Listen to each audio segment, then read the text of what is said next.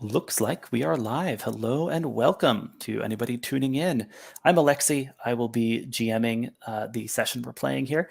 We are playing Vow of the Knight-Aspirants into the Bleakwood. This is the very first playtest of a new game I'm working on called Vow of the Knight-Aspirants, a game of young squires venturing into a dark fairy tale wood in hopes of proving themselves worthy of knighthood.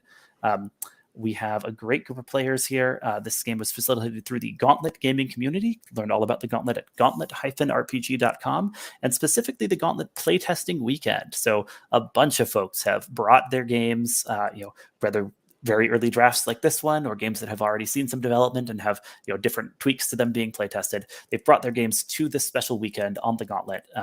If you are tuning in and enjoy checking out this, definitely look at the Gauntlet's video feed and see if there's other playtest sessions you want to see to get that peek behind the curtain to see how these games get play tested, how the tires get kicked on new tabletop RPGs. As I alluded to, our game is Vow of the Knight-Aspirants. This is a game drawing inspiration from Arthurian legend, from fairy tales, and from some classics of young adult fantasy, including Tamara Pierce's knighthood cycle. I would like to give my wonderful players the chance to introduce themselves. I'll go ahead and cue you to tell us your name, your pronouns if you wish, your online handle, or anything else that folks should know about you. Mark, do you want to kick us off? Yeah, I'm Mark. I go by him, them. Been on the Gauntlet for a good while and played games for a good while longer. I'm on Twitter, all the usual places, at my last name. And yeah, I'm just excited to be here. Good to have you here, Mark. Greg, you're up next.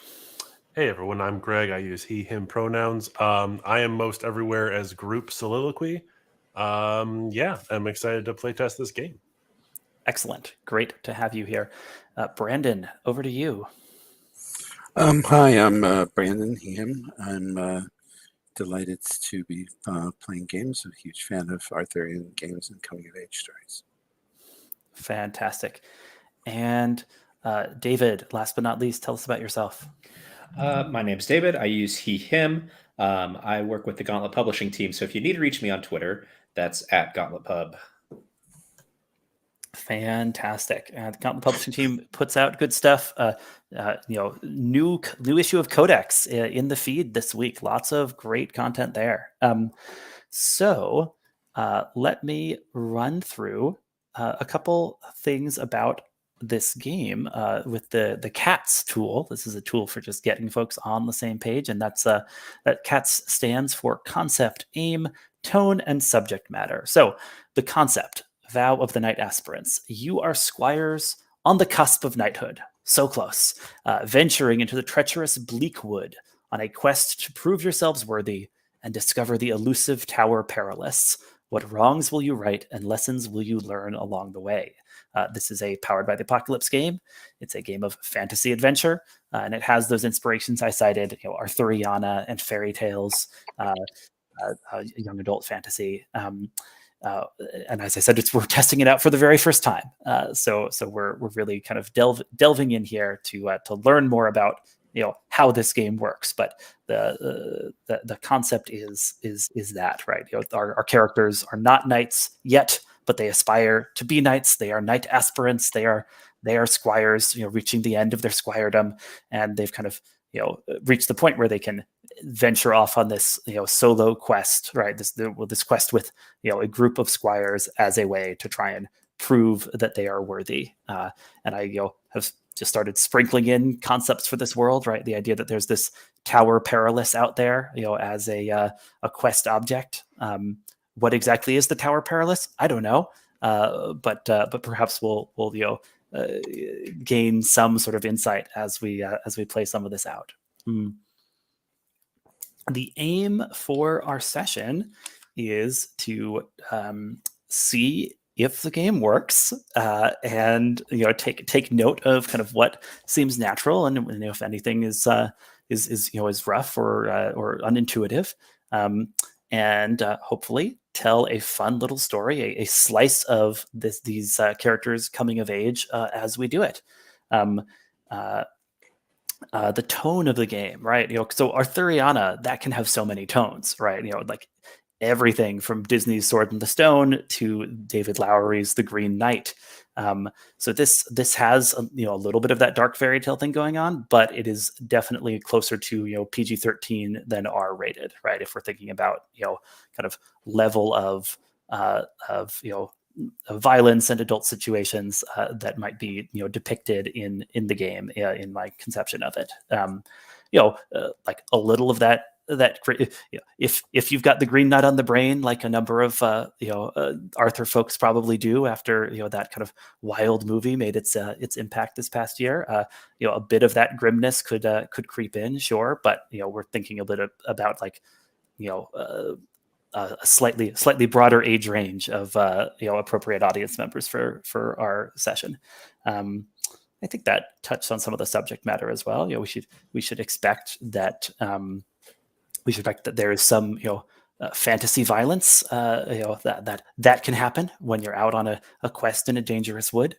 We can expect that there's some, conflicted teenage feelings, right? These are young people who've kind of, are trying to prove their worth, and so questions of like, who are you and what do you really want and what do you think heroism consists of are going to be pushed on in this game. There's a whole mechanic of lessons that touches on some of those questions, and I think that covers some of the key things I wanted to go over for cats. So let me check in about characters. So I see some folks have begun making some choices. Just to check in, the way that character creation works in this game is you have two playbooks you are putting together, like the two halves of a heraldic shield. The idea is that the print version, right, the physical game, will have these nice playbooks, that you like literally put together. The character keeper isn't quite as elegant as all that, but you have a pair of drop down menus you're picking from. Brandon, I see you have chosen the fox and the oak as a pair of playbooks. So that's cool to everyone. Cool for everyone if those have been selected. And Greg, did you have a preference? It looks like you've got one. I've picked the rabbit. I'm curious. Do you want us to purposely have all diverging choices, or do you want us to? Is it okay if some of us overlap? All diverging choices. Okay. Yeah, I think indeed there's that'd be interesting to see what happens if people have like the same temperament playbook and a different aspiration playbook, but for the moment let's play kind of by classic PBTA rules of there's one copy of each playbook, even though the mix and match creates wider possibilities from that. Mark and David, are there still playbooks you're excited about if those guys have been spoken for? Yeah, I think I've got the Jackdaw and the Anvil selected. See how those go together. Ooh, interesting. Jackdaw and Anvil. Nice. We'll learn a little bit more about what these mean in a moment as we hear about the characters people build. But David, sound good? You're able to work from the remainder of the playbooks? Yeah, I can make some selections real quick. I'm not sure I know what they mean, so I'm just gonna probably pick some. Let me draw your attention to in the folder. Good. In the chat, there's a link here to the other document in the folder, kind of in addition to the character keeper itself, and that document has kind of a nice, you can see in plain text what the deal with the playbooks is, and each of them has sort of a question at the start of it, right? The rabbit says, "Your life has been lowly, and not everyone agrees you are cut out to be a knight. How will you prove the naysayers wrong?" So, like from the beginning, we know that is a question going on for a character who has picked the rabbit playbook, and each playbook has something like that, a sort of central question. And because you're putting two together, a playbook of temperament and a playbook of aspiration, you have two central questions. So a lot of things to work through on your quest. Does that make sense? Is that helpful? Nice. Yeah, thanks. So we kind of started in on this. I was going to highlight a couple of the mechanics that are different here from a basic Powered by the Apocalypse game. Things I'm experimenting with are kind of, Powered by the Apocalypse is a big label. It's a design school rather than a single system. But if you're familiar with some of my favorite PBTA games like Masks, like Urban Shadows, you get the gist of PBTA that I'm working from, and then the kind of bells and whistles here are the modularity of the playbooks, right? The fact that you're putting them together, and one side gives you some things to pick from, one side gives you other things to pick from. One side gives you a kind of straightforward move, the other side gives you a kind of more extra type move that has its own like unique track, right? Like so those are some of the things we've got going on. Heart. So this is me trying to like lift a little bit of tech from the belonging school of game design, and so there is this resource you have called Heart, which you receive when you do specific things in the game. So Brandon, you're playing, you have the Fox as your playbook, and the Fox takes Heart when you warn an ally not to be too trusting, when you attack a problem from an unusual angle, or when you reassure someone nervous by promising to watch their back. So this kind of gives a sense of the sort of wary and keeping their eyes out character that the Fox is. And whenever you hit those things, you get to add Heart to your track. You can build up that Heart, and then thanks to your other playbook, the Oak, you have something to spend that Heart on. So it says spend 3 Heart to sing a song of protection that stills violence as long as it sounds. So everybody's got a couple triggers for gaining Heart on the one side of their playbook, and from the other side of their playbook, they've got a kind of magical ability they can spend 3 Heart on, right? Like this is a fantasy world.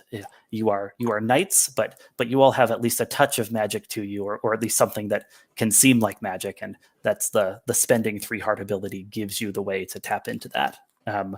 So that's one of the unusual mechanics. The other one I'll mention is lessons. So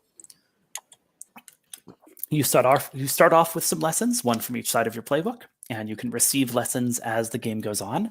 Sometimes as a consequence, the GM will be like, all right, you're learning a hard lesson from this moment. You write it down on your playbook. Lessons are things that affect your dice, right? Like if you are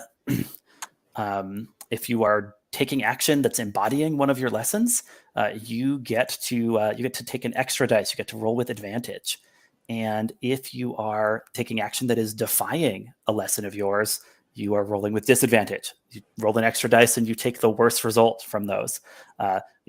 Plausibly, you could end up with contradictory lessons and then have them, like push against each other and land you back in the center, right? Like, it's kind of becomes this little like additional game of like, how is my character responding to the lessons they've learned? And it is possible to kind of defy a lesson so successfully that you get to rewrite the lesson, right? Kind of reinterpret what you've learned, kind of integrate all that you've received into what your conception of knighthood is. And that's part of the sort of conception of advancement in this game. Speaking of advancement, there is an XP track of sorts called notches. I'm picturing on the like laid out playbook that it's going to be a sword that you're marking notches on, right?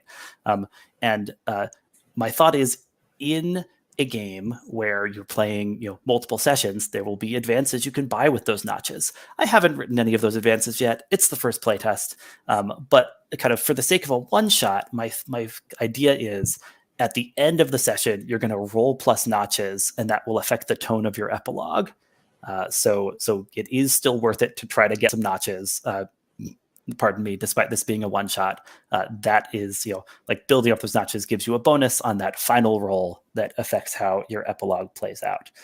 I've been talking for a while, discussing a lot of mechanics. Does anyone have questions? How does this sound to folks? Anything jump out as a thing worth reiterating or interrogating.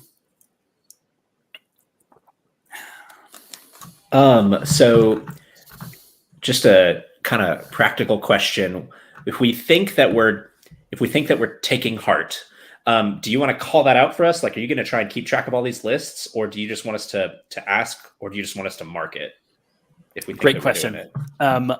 I think my preferred procedure would be like, after the moment has happened, like verbally checking in, like, I feel like I just heart trigger. And then, I will probably say, yeah, you totally did that. And then you mark heart.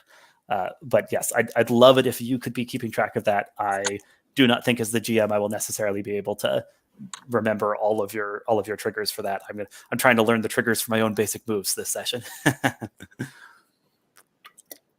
Great question. Good to be on the same page.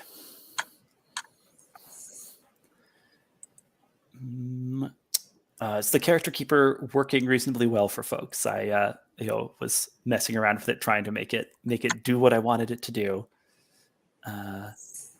Everyone's made their picks from the look type pick lists. You know what that means? I can change the text wrapping, and now that doesn't take up so much of the screen anymore. That we've picked out what we actually want.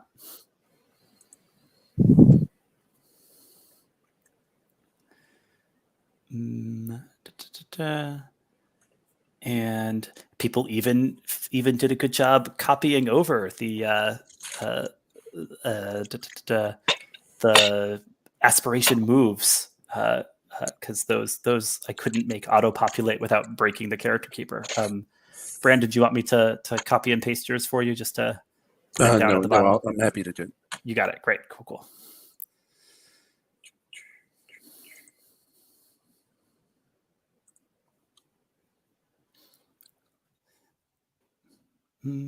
Oh, and be aware. You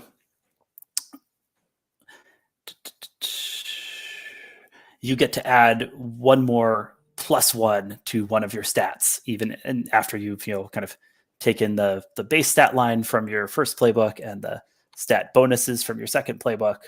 You get to add an additional +1 just to like express kind of what your vision of the character is, and so that the dice are slightly friendlier than they would be otherwise.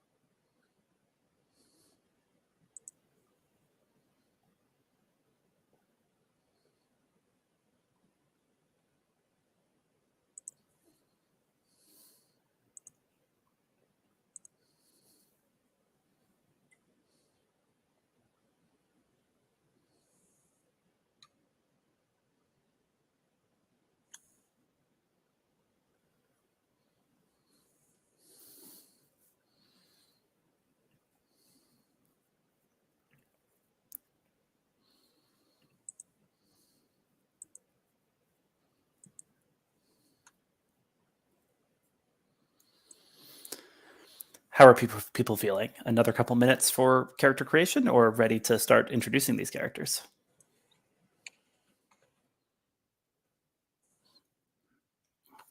All right, I'm seeing primarily people indicating they're ready. Any speak now or forever hold your peace if you want us to hold off another minute. Cool. All right, then I'm going to go ahead. Yeah, I'm going to go ahead and put this into our stream here. Our awesome set of characters that are starting to come together here. So, Brandon, do you want to start by telling us about your young knight aspirant that you have built here? Bronwen, who uses the playbooks of the Fox and the Oak, has seen too much of the world for somebody as young as these people are. She grew up in the gutter and had to steal for a living.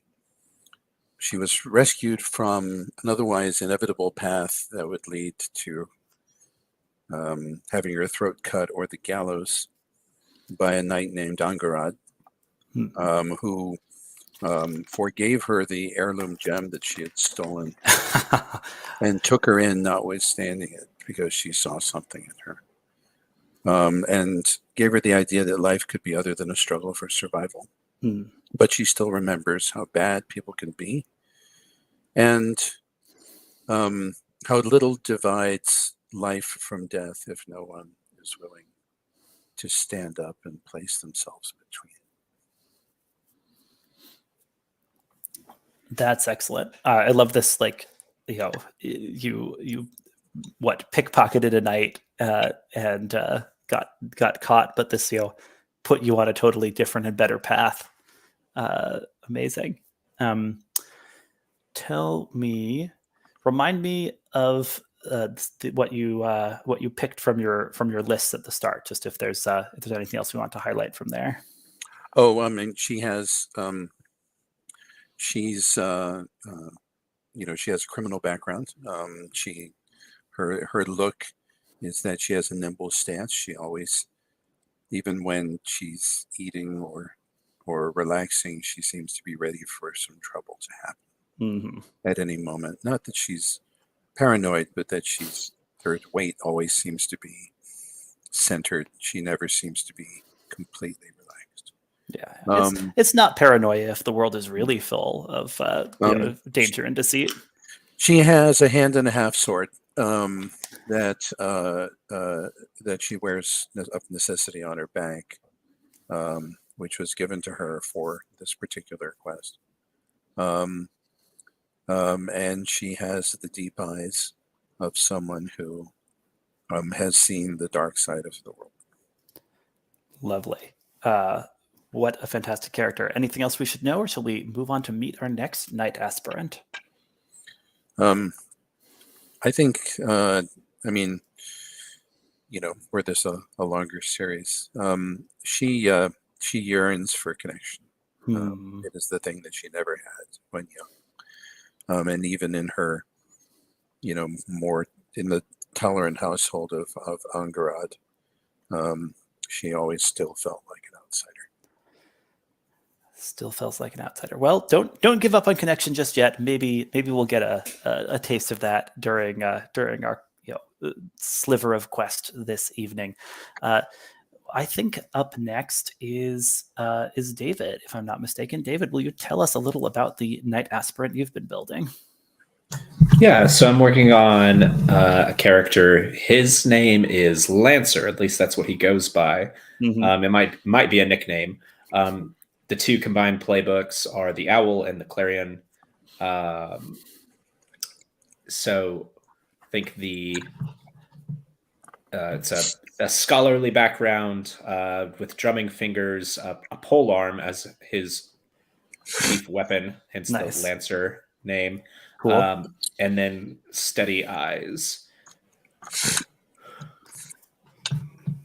I love it.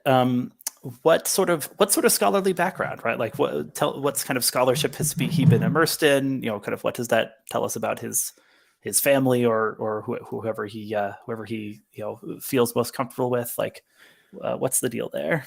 So I think the most important thing is that Lancer actually learned to read. And that meant he had access to lots of information that other people just don't. I don't think he advertises it, but that's kind of the background that he came from. I think it's more humble origins, and he actually was granted a apprenticeship or squirehood because of this ability that he kind of kept quiet. A knight needed this kind of help. And needed a scribe or an amanuensis or something. Right. The squire or the knight needed to know information, and this boy was able to tell him. and he didn't really ask questions why, but he gathered why, and let the boy keep it to himself. Handed him a spear, granted him the name Lancer, so that everybody would just assume things about him. And now he has come a long way since then, but has kept the title and kept the pole arm. And kept the secret maybe a little more close than he should. Okay, so like the fact he can read, not like generally advertised. Right. Cool. I have a question. Yeah. So you've picked the Clarion. So is Lancer kind of has a natural tendency towards leading, or has something been thrust upon him, or something else? I think it's always been his ability to observe and to have information that people have just figured out. If you listen to Lancer, things tend to go a little better. I don't think he's really trying to get in people's face with it or anything like that. But the people who have been around long enough have found that like listening or asking that strange boy what they should be thinking about as this is going on. Plus, the fact that he uses a polearm all the time means he always has this kind of backfield advantage where he can observe what's happening and play Nice. quarterback a little bit. And he'll say things, and if people listen, like it seems to go better. So, but it's not that he's like, really like ambitious to lead. It sounds like he sort of falls into leadership based on, his capacities and, even like just position on the battlefield. Yeah, I think he's shy to it. But he has this rallying oration ability, and we'll see how that comes into play if it comes up. No, totally. I'm excited for that. That is very cool. Anything else we should know about Lancer, or should we meet our next Knight-Aspirant? I do not think so. I'm still looking for a picture. See if I can't find something. There's a link to a Pinterest board in the safety and resources tab, if that is a helpful thing to look through. Very good. Awesome to meet Lancer. Let's meet Greg's character. Tell us a little about your Knight-Aspirant, Greg. Yeah, so I'll be playing Ozadeam. Ozadeam Nice. also uses he, him pronouns. Ozadeam is the rabbit and the hourglass. So the rabbit is humble beginnings. Ozadeam was a forester with a shy expression. He still holds to his bow and arrow. I believe he's been issued a sword, but does not like to get that close. And so, and he's got these wandering, distant eyes with this kind of faraway look. I imagine Ozadeam was probably picked up, or perhaps was used as part of a hunting party for the knights. They sort of contracted him, and I think a courtly wizard or a someone else with some magical inclination has keyed in that there is something slightly different about Ozadeam. He has visions and dreams and seems to see things before they happen, because he has the gift of prophecy, or as he would often say, the curse of prophecy. Oh, the curse of prophecy. I believe he is probably also very envious of Lancer's ability to read. That's great. Maybe if he could read, he could do something about the things he sees that happen before he sees them. And then also, let's see, I have umped up his ingenuity a little bit, because I think that will kind of feed into his heart ability. And then I get to look into the eyes of someone and receive a dramatic prophecy of their future, which is going to be great. Yeah, that's awesome. Good. We have somebody with some boosted ingenuity here, and yeah. Does Ozadeam have any connections still with the family from his humble origin, or like he was kind of on his own by the time he was picked up by the Knights of Castle Luthenvel? He's probably a little bit on his own at this Okay. point. Yeah. If you One come must up go with out a into the world and earn your keep, you know. fair, totally fair. If you do come up with a name for the court magician that that took an interest in Ozadeam, I would be happy to have that name in my back pocket. Certainly. And I don't think Ozadeam is his birth name. I think Hmm. that's what the wizard has given him. So I will come up with a wizard. I'll throw it on the NPC tab. Beautiful. I love how few of these characters are rolling with whatever name they had prior to their kind of joining this broader quest towards knighthood. Yeah. Cool. We've got a picture for Lancer. Love it. Very cool. Let me turn to Mark. Mark, are you ready to tell us about your character? Yeah, this is Celia Shannon. That is her given birth name. Hey. She is combining the playbooks, the Jackdaw and the Anvil, and I think I'm going to take that kind of literally and have her come from a mercantile background. Her mother was a blacksmith, Nice. and had a couple brothers, older brothers, who were also in the family business. She had a natural inclination to it, but her brothers, harassed and bullied her like older brothers do. And I think that's where she got her kind of sarcastic edge. She gets heart when she cracks a joke in the face of fear and tension, or undercuts someone who's being too serious. She comes from a mercantile background, flashy smile. The picture is a hammer, but she actually carries a quarterstaff. And Nice. Calculating eyes. I think she came into the life probably because she got tired of being kind of third fiddle around the forge, and I imagine some knight or other came by to get armor repaired or made, and she basically showed off what she could do, and he offered to take her up as like an actual squire to help fix her armor and do squirey things. And so she went off with that, and has been on the road like that ever since. Nice. That's fantastic. I love this idea that kind of blacksmithing is in her blood, but being a knight is her way of kind of forging, as it were, her own identity, her own path, her own kind of way of excelling. I see what you did there. Yeah. It was so subtle, though. Mark, did you get to add an extra +1 to your did. stats? I added it in perseverance. Okay, nice. To bring it back up to 0, because I figured she needed a little bit of that. I need a little perseverance, totally. Does this mean that? Okay, cool. So overall, courtesy is the low stat of this party of squires. Well, Lancer has some. Lancer has the only positive score in courtesy. So nice, cool, good to know what we're working with here. That's great. You read a book on manners, you never know how far that'll get you in life. That's wonderful. I love this. I love this group of squires. I love that we've got a real kind of mix from the most kind of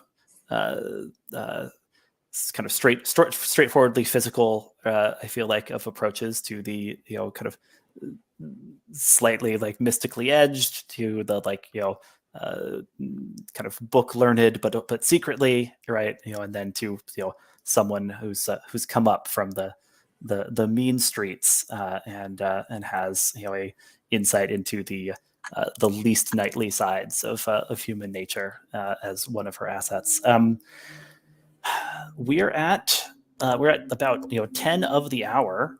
What if we took our first break right here, and then when we returned, kind of dropped these characters in to see kind of what they find as they are questing into the Bleakwood, in search of the Tower Perilous and of a chance to prove their valor and earn their knighthood. How's that sound?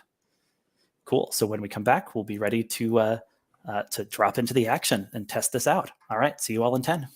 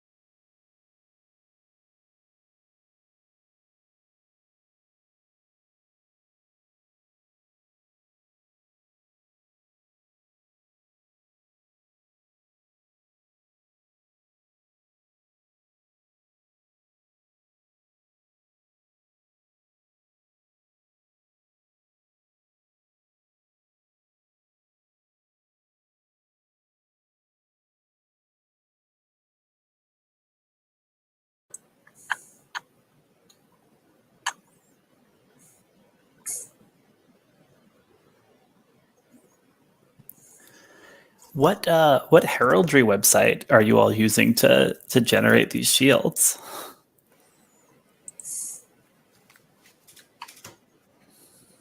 Sorry, that's me. I'm using. Hold on. I'm using. I love them. If you don't like your shield, feel free to just throw it away. It's lovely. It is coamaker.com. I actually threw it in the safety and resources tab. Beautiful. I will probably port that right over to the template, so folks have access to that for. It is sadly other lacking playtests. things like the anvil and the hourglass. I And know. I think a clarion is a horn? Question mark. It might be a It bell. is. Oh yeah, Yes. Okay. yeah. Okay. You got it. Yeah, a clarion is a fancy poetic term for a bugle horn. So you got a perfect image for it. I love that. Cool. So let's drop these characters in. So our story begins midway through the journey of these young Knight-Aspirants, for the first time questing, Sans a knightly mentor. They are venturing into the tangled and foreboding Bleakwood, far from the courtly halls of Castle Luthenvel. And as the four of you are making your way through the partially overgrown paths of this forest, I would like to have you help me paint the scene. Bronwen, what do you see that tells you that this part of the Bleakwood is infused with old magic?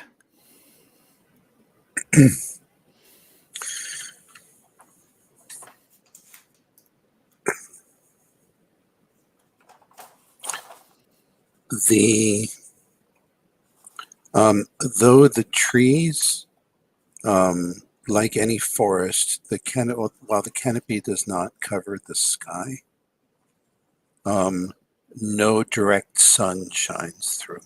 Only a soft, pearly light illuminates it. There are almost no shadows, and it seems almost always caught in that state of strange color and greenery that occurs just before a rainstorm, when the clouds have covered the sky and the light is pearly and gray, and the colors, especially the greens, pop. They seem much more vivid.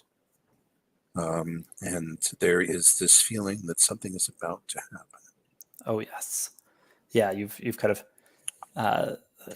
at this point kind of been feeling that feeling long enough. You kind of are second guessing it. Like, is something about to happen? But it's still there. That feeling that something's about to happen. So you stay kind of, especially you, I think, Bronwen, stay on alert. Lancer, tell me what else. What other sign is there that this part of the Bleakwood has a very an ancient magic coursing through it? There's a tell for the source of the magic, and it's subtle, but the Lancer notices it as the day is passing and the sun is passing overhead, that the moss doesn't grow where you expect it to grow. Instead, it grows wherever you are in the forest, in the direction of the source. That's the side of the tree that it grows on the side of the source of the magic. Kind of irrespective of sunlight or other things that would affect the growing of the moss. They're all actually growing kind of closer to whatever point in this part of the forest the kind of magic originates from. Absolutely. And I think that's something that Lancer would have kind of read about in a book, I think, right? Like, that's how he can recognize what's going on here. Yeah, he knows how moss is supposed to grow, but he noticed this part of the way through the day and took some study of it as they proceeded further along as the hours passed. He's fascinated by it, not bored at all with this journey. Ozadeam, tell me what strikes you as a telltale sign of the ancient magic in the Bleakwood, and it can be something other people could observe, or something that's only visible given your second sight. I think it's that Yawabaris, who is the magician who took me under her wing.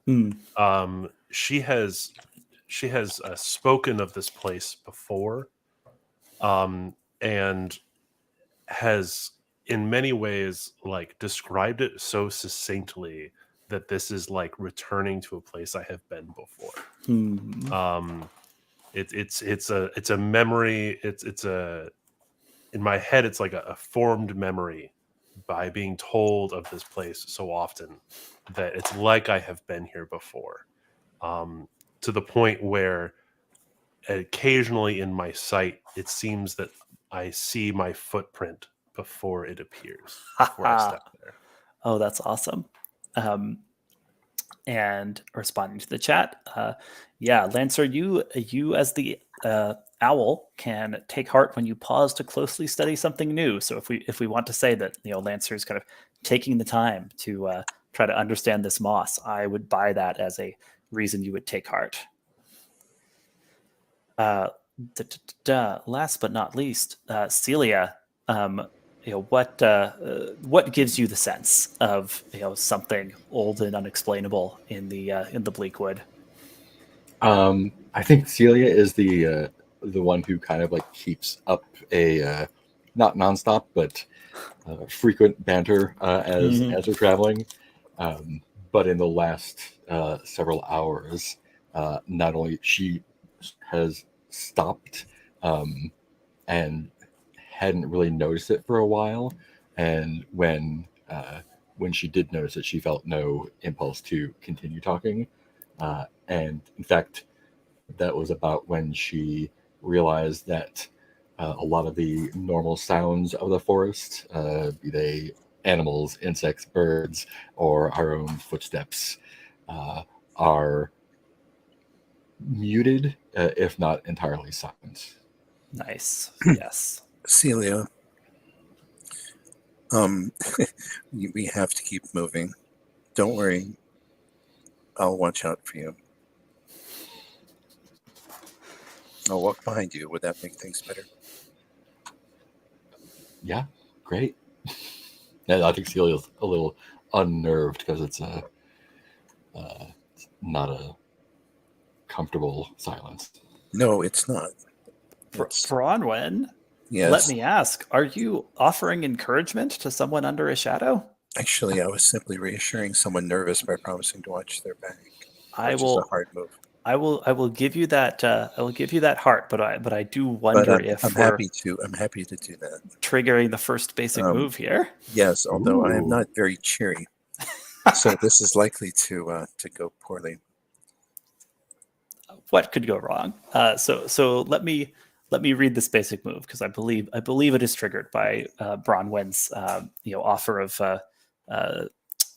lookout for Celia. So when you offer encouragement to someone under a shadow, roll plus cheer.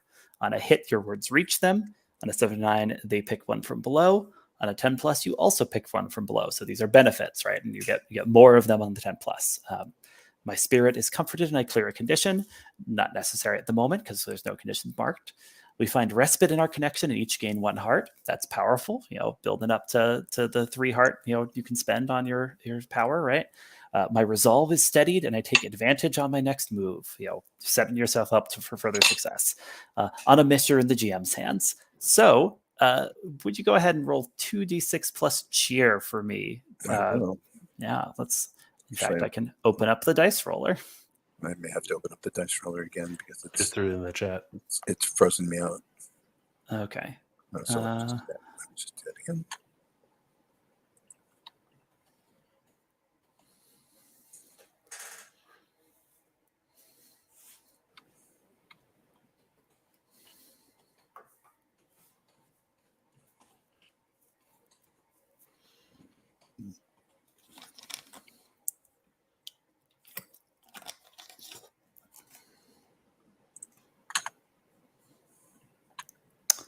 awesomeness. Yeah, that's a 5, isn't it? Yes. Now of course two people could spend heart to help you, because that is the way to help. There's a lend your aid move, which is when you lend your aid to a fellow PC after they've rolled, spend 1 heart to give them a +1 to their results. But that's up to you. If people think it's worth it to assist Bronwen at encouraging Celia, or if you're willing to just let the situation be in my hands, I am very willing to roll with that. I'm willing to spend a heart here. I think fictionally, it's just Ozadeam turns very casually and says, "Yes, have no fear, Celia. I have walked in these woods before. See how my footsteps form before me." Oh, Which very is comforting. Perhaps maybe not as comforting. So that brings it up to a 6. So if someone else wants to spend a heart, we can push this all the way to a 7. Yeah, I'll go ahead and spend a heart. Oh, nice. All right. Yeah. And fictionally, I think she's in the moment, kind of like pondering the silence. And I think when Bronwen offers that up, she kind of snaps back to herself and makes some crack about her watching her back or something else. Well, yeah. I think what Bronwen says after narratively from the roll, I think what she says is, "Why don't I walk behind you? That way, when something jumps out at us, it'll get me first." Love it. Kind of encouraging. Just don't get any blood on me. Yeah. All right. So with a a heart spent from Ozadeam and Celia, this move is able to be a 7. So we push it up to on a hit, your words reach them. On a 7 and 9, they pick one from below. So Celia, you pick the effect. You pick what you get from this encouragement that Bronwen has offered you. I think I'm going to go ahead and find respite in our connection, and each of us gain 1 heart. Nice. Keeping that overall heart score steady, but it has shifted around from this. Cool. Yeah. So, Ozadeam, it's funny you should mention seeing your footsteps in front of you, because as you reach a slight kind of clearing, right, a place where the path you're on expands into a bit more of a a bit wider of an area, you see your kind of steps ahead of you stop, right, and there's a deeper impression, as if you in this foreknown walk stood still for a while in this clearing. What do you do? My hand goes up very gently. It's out of camera. As if to make a stop to the rest of the group behind me. And I let out a soft bird call as my eyes look around. Is that a signal you all are aware of, or is that just something Ozadeam does without explanation?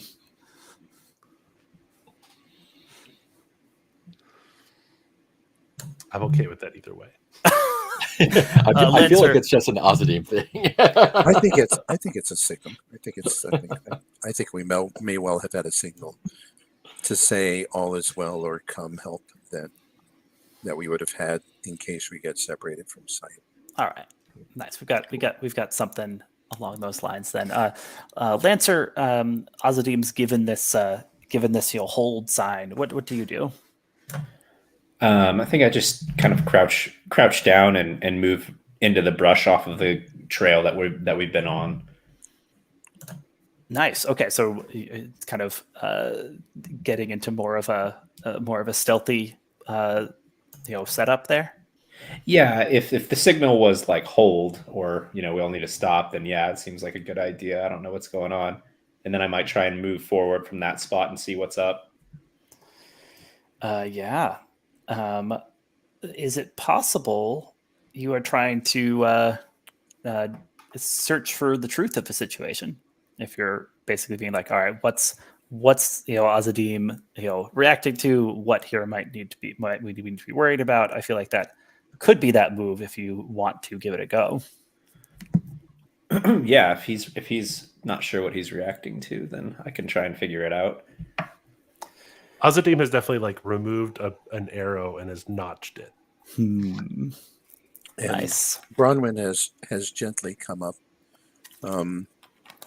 has taken her sword out and grounded the point with one hand resting on the pommel. Nice. Yeah, I think Celia has her quarterstaff at ready and probably gently back to back with Bronwen. Cool. Let's have Lancer roll search for truth. See what we uncover. So when you search for truth about a person, place, or situation, say how you're investigating and roll plus ingenuity. On 10 plus, ask 2 questions. On a 7-9, ask 1 question. On a mystery in the GM's hands, you might still ask 1, but be prepared for the worst. So let's do the roll, and plausibly we'll get to hear some of the questions depending on how it goes. Okay.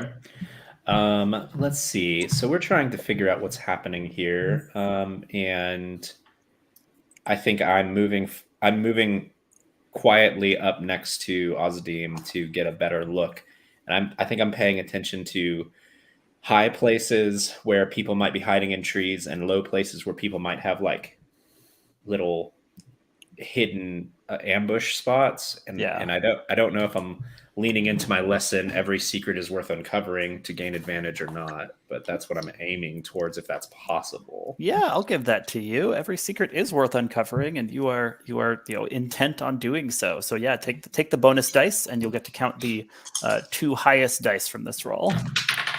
Okay, well that didn't help much. We're still at 6. Even with your ingenuity as a I rolled a 1, a 2, and a 3. So that's Nice. 3, 5, 6. Yep. 6. Cool. So, I mean, people are certainly fictionally positioned to help if someone wants to spend the heart to do it, or we can just move forward with that miss and see where things go from here.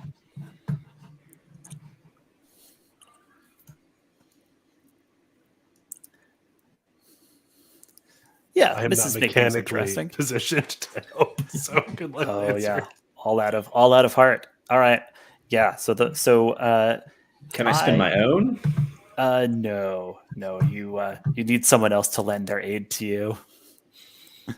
Your heart is for helping other people or activating your kind of spend heart power from your aspiration playbook. Okay, so yeah, before anything else, I will let you ask one of these questions. Lancer, what do you want to know?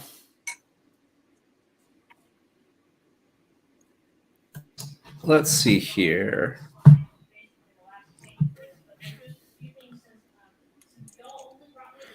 What danger or injustice needs to be addressed here? Beautiful. I think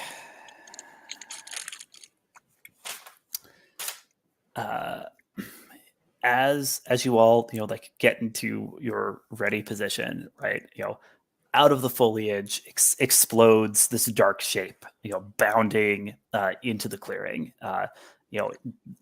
In like the moment it takes you to refocus on it, you get that it is a larger than usual black wolf with shaggy hair, and it's clutching something in between its teeth.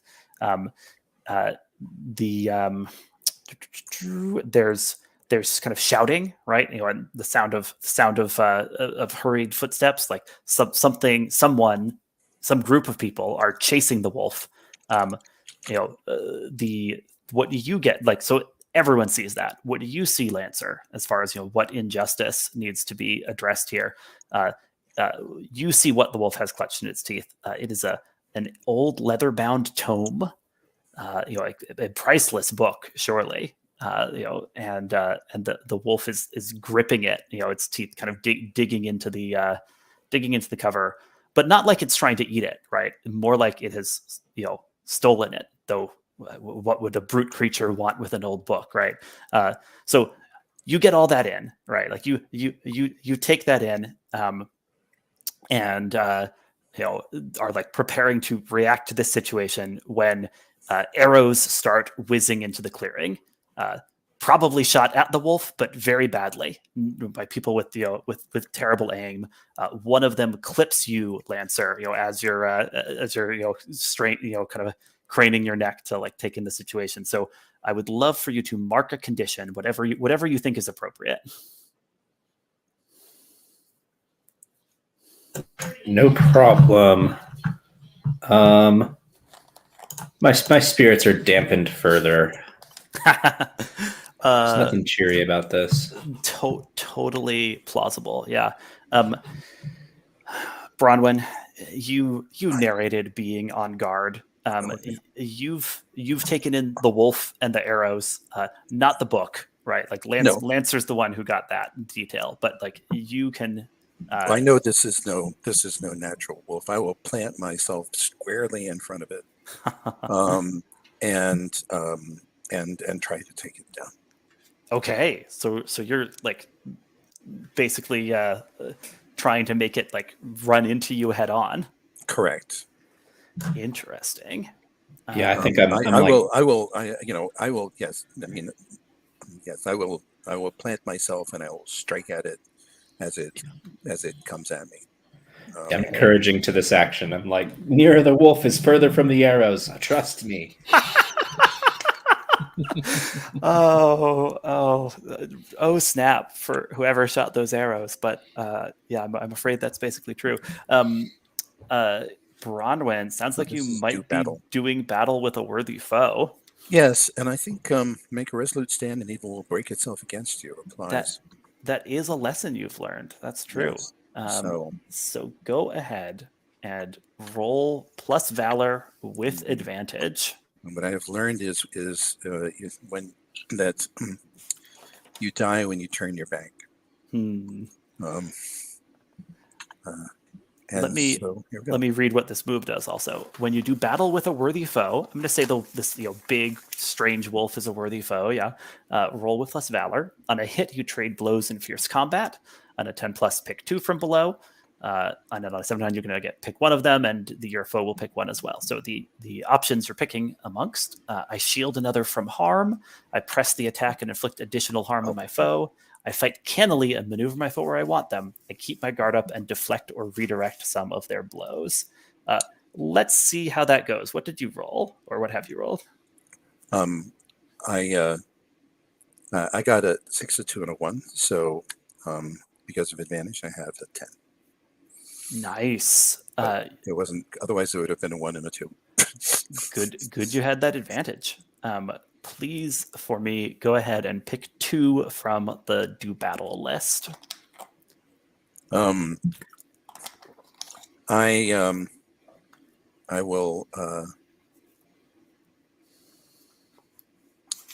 will keep my guard up and inflict additional harm. I'm simply trying to kill this one. There's no nuance in it. Okay. Unless, this wolf is not going after anyone, so I don't have a reason to shield them from harm. No, as far as you can tell, the wolf is trying to escape, right? But yeah, so you plant yourself. Remind me, you've got the bastard sword. Yes. So like, what are you like aiming for, right? Like, is this you're hoping to just decapitate the wolf, or you are? No, I'm a nimble fighter. So no, this is so I stepped to one side at the last minute and got him. Oh. A low cut, down up, that will, hoping to slash through the abdomen to the spine. Yeah, and you rolled well and do battle, right? So you're able to avoid its blows, right? Like it's it definitely like lashes out with raking claws, but they glance off whatever armor you have. Yeah, so the wolf the wolf hits the ground. There is, it's clearly mortally wounded by Bronwen's blow, and the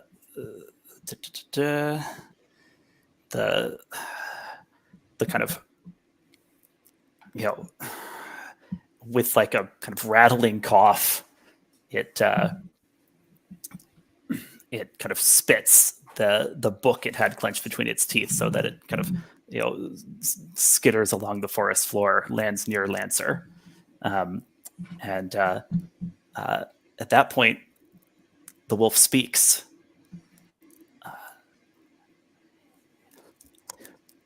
Fool, you have slain no beast, but a man under a curse. May all the vengeance of the forest light on you and your foolhardy sword.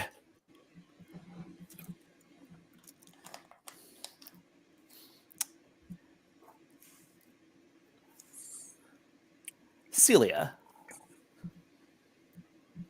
you were kind of basically Bronwen like stepped away from your like back-to-back stance to confront the wolf. So kind of like you were the other like person like in readiness, and you take in, you catch that human voice coming from this dying wolf, and you take in the hubbub approaching. There's several voices raised in kind of like anger and consternation, as a small group of kind of roughly clad folks that look to be peasants or foresters come like stumbling into the clearing, some of them holding short bows and like attempting to notch them, but in a very sort of unpracticed way, and they're kind of like looking around wildly, starting to spot the wolf and kind of like shout back over their shoulders, right? Like there's a whole group that's been chasing this thing. What do you do? I want to get your reaction to all that's gone on here. Yeah, Celia steps in front of them and like puts her arms out, holding of course after one, and just says, "Stay your hand. You've already wounded one of my companions in your ridiculous, incompetent hunt for this beast. Who are you, and how are you going to repay us for this blow, this wound that my companion has taken?" Nice. Okay. Yeah. So like, the man stands forward, who seems to be, one of the leaders of this group. He's like, "Who are we? Who are you? We've never seen you before in these woods. We were after a beast that had stolen something of value. Who are you to stand in our way?" I'm surprised you could see a tree in front of you, much less us walking through the woods. You would be more likely to hit the sun by shooting an arrow at it than you would this wolf. Is it possible you're goading someone using Yes. taunts? I think so. Yeah. Yes. And I just trying to draw their attention to me so that Angarad is watching the wolf. Angarad is watching them carefully with her sword and trying not to crack up. Bronwen. Bronwen, I mean, rather is watching them warily, but at the same time she's trying not to laugh because that would spoil it. Yeah. Okay. So yeah. So Celia, unleashing some maddening mockery in the hopes of kind of concentrating the attention of the newcomers on her, like giving her companion some space here. Absolutely. That is a roll plus cheer. So if you would go ahead and make me a roll plus cheer. All right. That should do it. That is an 8.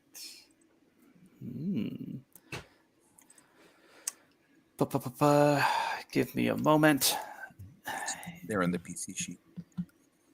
Your move here is when you goad someone into going after you using teasing or taunts, roll plus cheer. On a hit, you've got their attention firmly on you. Check. Absolutely. They're all focused on you. On a 7 to 9, they force you to stand and face them. Undergo an ordeal if you try to disengage before they're willing to release you. Yeah. So like it's what it is, right? Like Yeah. they're like your kind of like taunts have like drawn their attention in. So like literally all of these people, there's a half dozen that have come into the clearing, and there's more following, are now like focused on just on you, Celia. But they've sort of like they've kind of like come up flanking you a little bit too. So you've got like people like trying to argue with you from all sides, and like people asking you more questions than you could possibly answer as they're, demanding you to explain yourself and your companions and, your quest and your, justification for your own actions. Right. Like, so like you're in the midst of that, and we'll check in on you. Yeah. And I think I respond to any of their stuff with just like either ridiculous retorts that couldn't be true or making fun of them for even asking. And that's undercutting someone who's being too serious. Oh, nice. Yeah. Take heart from that, you jackdaw, you. Lancer, find out what this is all about, will you? Yes. Says Bronwen, cleaning her, pulling out a cloth and wiping the blood off her sword. Yeah, and I'm pulling out a cloth and wrapping it around my arrow wound, and I'm like, Celia, take care. There's no need for quite all of that. I think it's funny. I kind of have my back to them as I'm like trying to get an eye on this book before coming over and addressing anybody. Legit. So you're basically your hope is to be able to check on the book, and kind of leave Celia dealing with the newcomers. Yeah, I want to at least take a moment to try and figure out what it is before I draw any more attention to myself. But I'm pleading that she be more careful. Plead with your allies to be more careful. All right. So you are kind of letting Celia do this, but like, giving a little like, doing a little backseat driving from where you are. Is that right? Yeah. Like this is nothing terrible to be upset about. Just another little setback as I'm like wrapping the bandage around my arm. Cool. You can take heart for pleading with your allies to be more careful, and tell me how you're hoping to investigate the tome. I crouch down as if I'm like treating my wound, like that. Like I need to unpack my pack or something to get something out of it, but actually I'm just looking at the book. Cool. Yes. Okay. Yeah. So, it's a leather-bound book. New teeth marks in the binding. But if you like open it up, you can tell this is a collection of spells and folk remedies, right? Kind of an impressive one, right? Like it's kind of like must have been kind of generations that have contributed to this.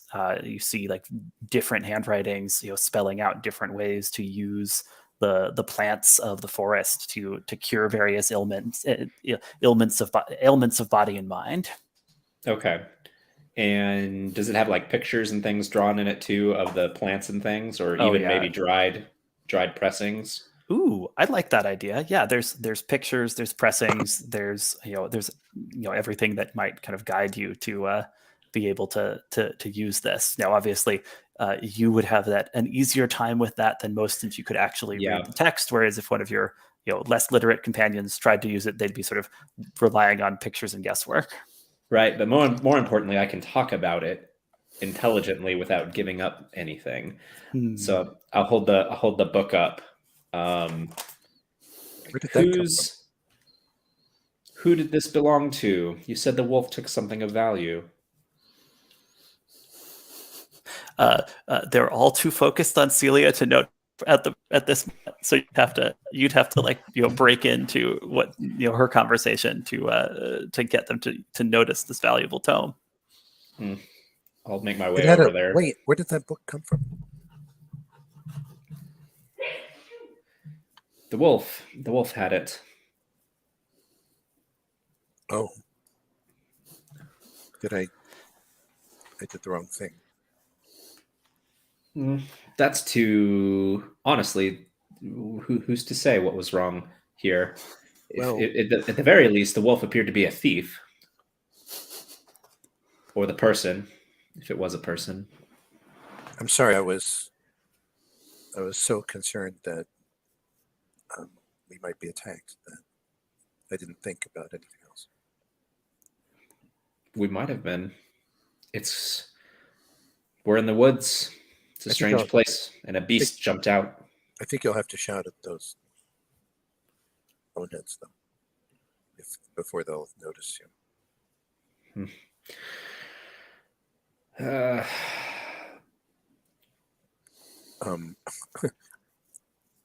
I can help. I will. I will do whatever makes a frightful noise. I'll bang my sword against the scabbard. Nice. So just like Just do a to- like get everybody's attention. But Cool. just to get them to realize there's something else going on. And Celia, you cool with this? That kind of Yeah. at this point, your some of your companions are breaking in. Yeah, but I gave them their moment to do what they need to, so it's all good. Let me before we pick up there. Let me just check what Ozadeam has been up to, because the a So bunch has Ozadeam unfolded. is strangely not present.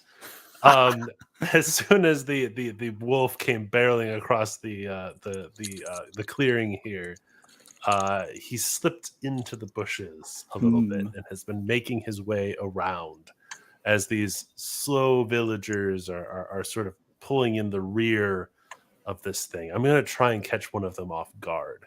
Oh, interesting. Are you going to ground? Yes, certainly. Nice. Please make for me a roll plus perseverance. All right, here we go. That is a 7.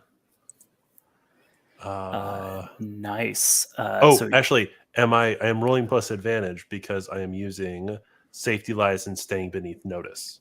That's fair. Okay. That is a fair lesson to apply to this situation. I'll So add one more. roll one more dice, see if we get There we you go. got a 12. At a 12. that'll push you up. All right. So on a hit, you find the perfect place to remain unseen. On a 10 plus, you and anyone you're hiding with will remain concealed until you choose to reveal yourself. Take advantage, make use of the element of surprise as you do so. So it sounds like that is in accord with your plan here. You were Yes. hoping to just catch a villager off guard.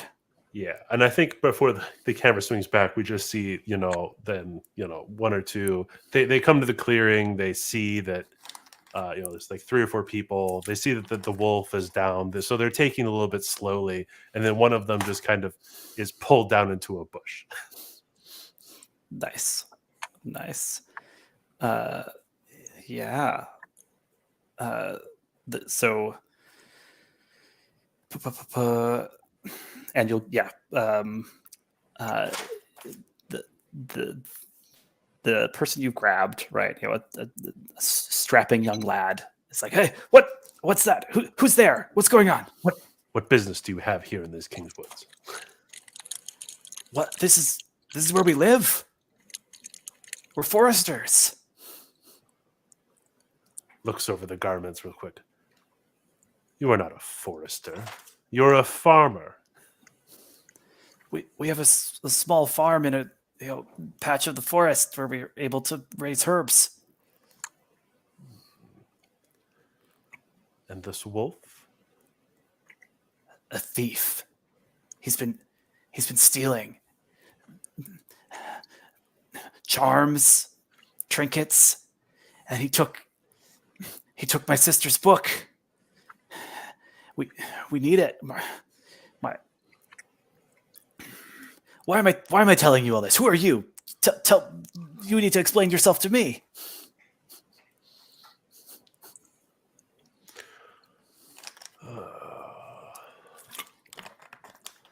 Yeah. What do you do? I will give you that advantage for the element of surprise, but I'm interested in how you play this, right? Like what your Yeah. what your angle is. We here on King's business, the highest business of the sort. And then came across this thief, you say? He he kind of like narrows his eyes. You claim to be on the king's business, but he's clearly like trying to decide if he believes you look like someone who would be worthy of such a task, right? Like because from his perspective, you don't look so different from him, as far as right. like you may have like some slightly fancier clothes, but something about you still says Forester, right? I think Ozadeam is looking at the clearing where they're quickly surrounding Celia. Perhaps you could clear this all up. Go on your merry way. I'm going to try and beseech a boon. Okay. All right. So the boon is like tell his comrades to back down. There doesn't need to be a conflict here. Yeah. What are you offering in return? Like, what's in it for him?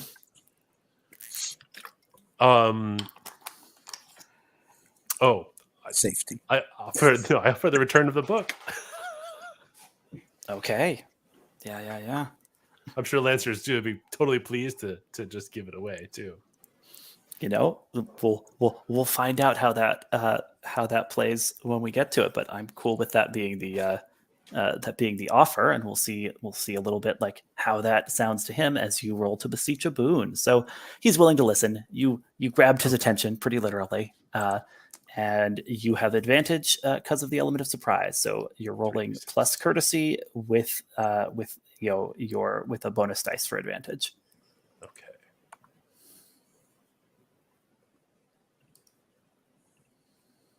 That is a 10. Excuse me. On a 10 plus, they must grant the boon if they can, or if they cannot, lay bare their heart about exactly why. He nods. He says, very well, servant of the king. And there's like only the slightest edge of skepticism to that. I'll talk to my father. And he like yells, Dad, I think they're on our side. And the ringleader that was kind of interrogating Celia like turns and says, Humphrey, what's that you say? And there's some back and forth right between father and son as Humphrey kind of like conveys Ozadeam's claim that you are all here on the king's business and on the same side as these humble folk seeking to regain what's their own. So that's kind of coming together, right? Like the four of you and the villagers are reaching some kind of an accord. Lancer, what's your what do you do as Ozadeam kind of offers to restore the book to these villagers? Well, if they're talking to me about it or looking to me to hand it over, I'll take the opportunity to ask them some questions about it before I'll give it. Nice. So it's like you're like holding out the book, like someone's like put a hand out to take it, and you're like just like hold on to it for a moment. Like, actually, I had a couple questions. Yeah, I like reaching it out, and then I pull it back, and I'm like, who does this belong to? Nice.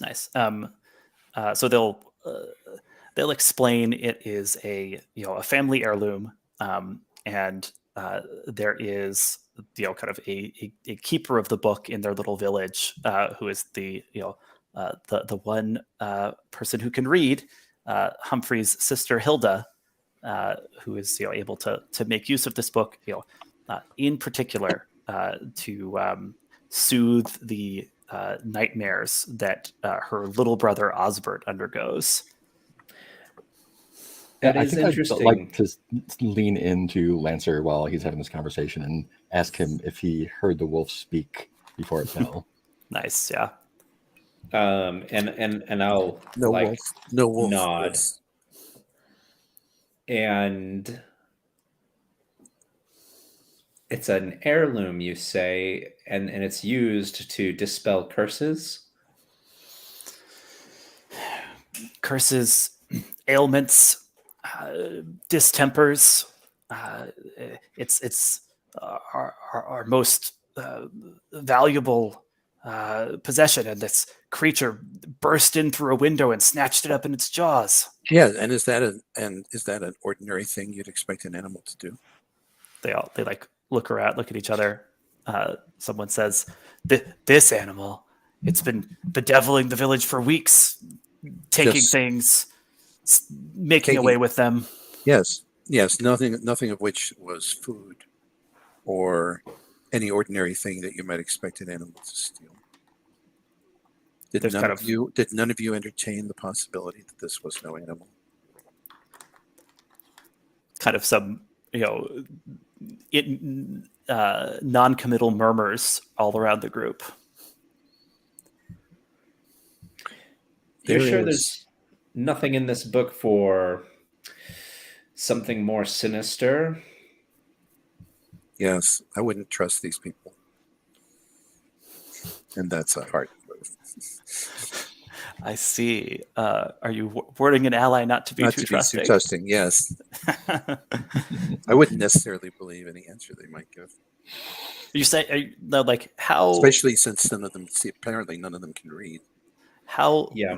like how loudly are you saying this, Bronwen? Is this like in Lancer's ear, or is this like out loud No. so everyone hears it? Bronwen is not is not it's out loud so everyone can hear it. Nice. Cool. Bronwen looks at them in defiance when she says it. Yeah. And I'll hold the book up high instead of offering it to anybody. Does this have witchcraft in it, or is there a sorcerer in your village? And I'll spend my 3 heart to issue a one-word command. Whichever one of them looks like they might be the most knowledgeable. But then I'll get the tell them- authority. Get the authority figure. Yeah, I'll tell the one with the most authority. Truth, sir. Beautiful. And he can't disobey that because you are spending your heart on it. Yeah, so something about that, tone of voice you're able to adopt kind of like rings out clarion clear.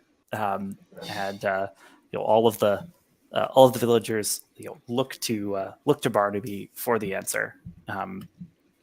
He gulps. He says, "Once there was, but we banished her and haven't seen the hide or hair for these 7 months." An odd turn of phrase, don't you think? Banished her to where? Out of our village. She wandered off towards the old barrows. Are you sure she wasn't cursed as she left?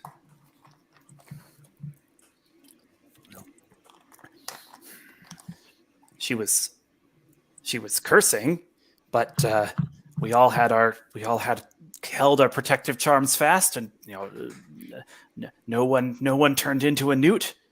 So I think her power was well and truly broken by the lawful banishment, and she's no one's concern. Needn't concern anyone anymore. What did she do to merit this treatment?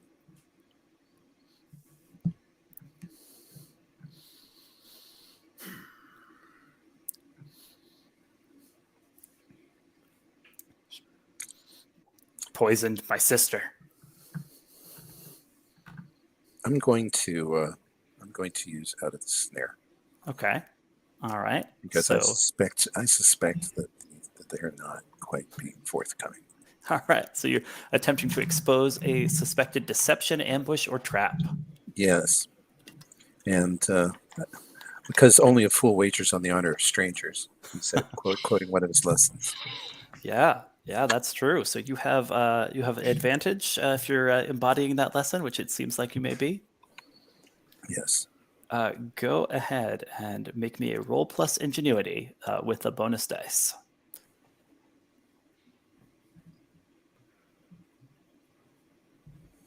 And that would be an 8.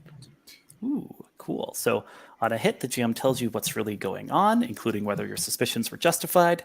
On a 7 to 9, you have a moment, but only a moment, to act before any unpleasant surprise ensues. If you were being unduly suspicious, you inspire resentment and muttering. Cool. We are at 10 of the hour again. Can we take another break here? Sure. Be back in 10, and we'll pick up with the results of this move. Yep. All right. See you all in 10 minutes.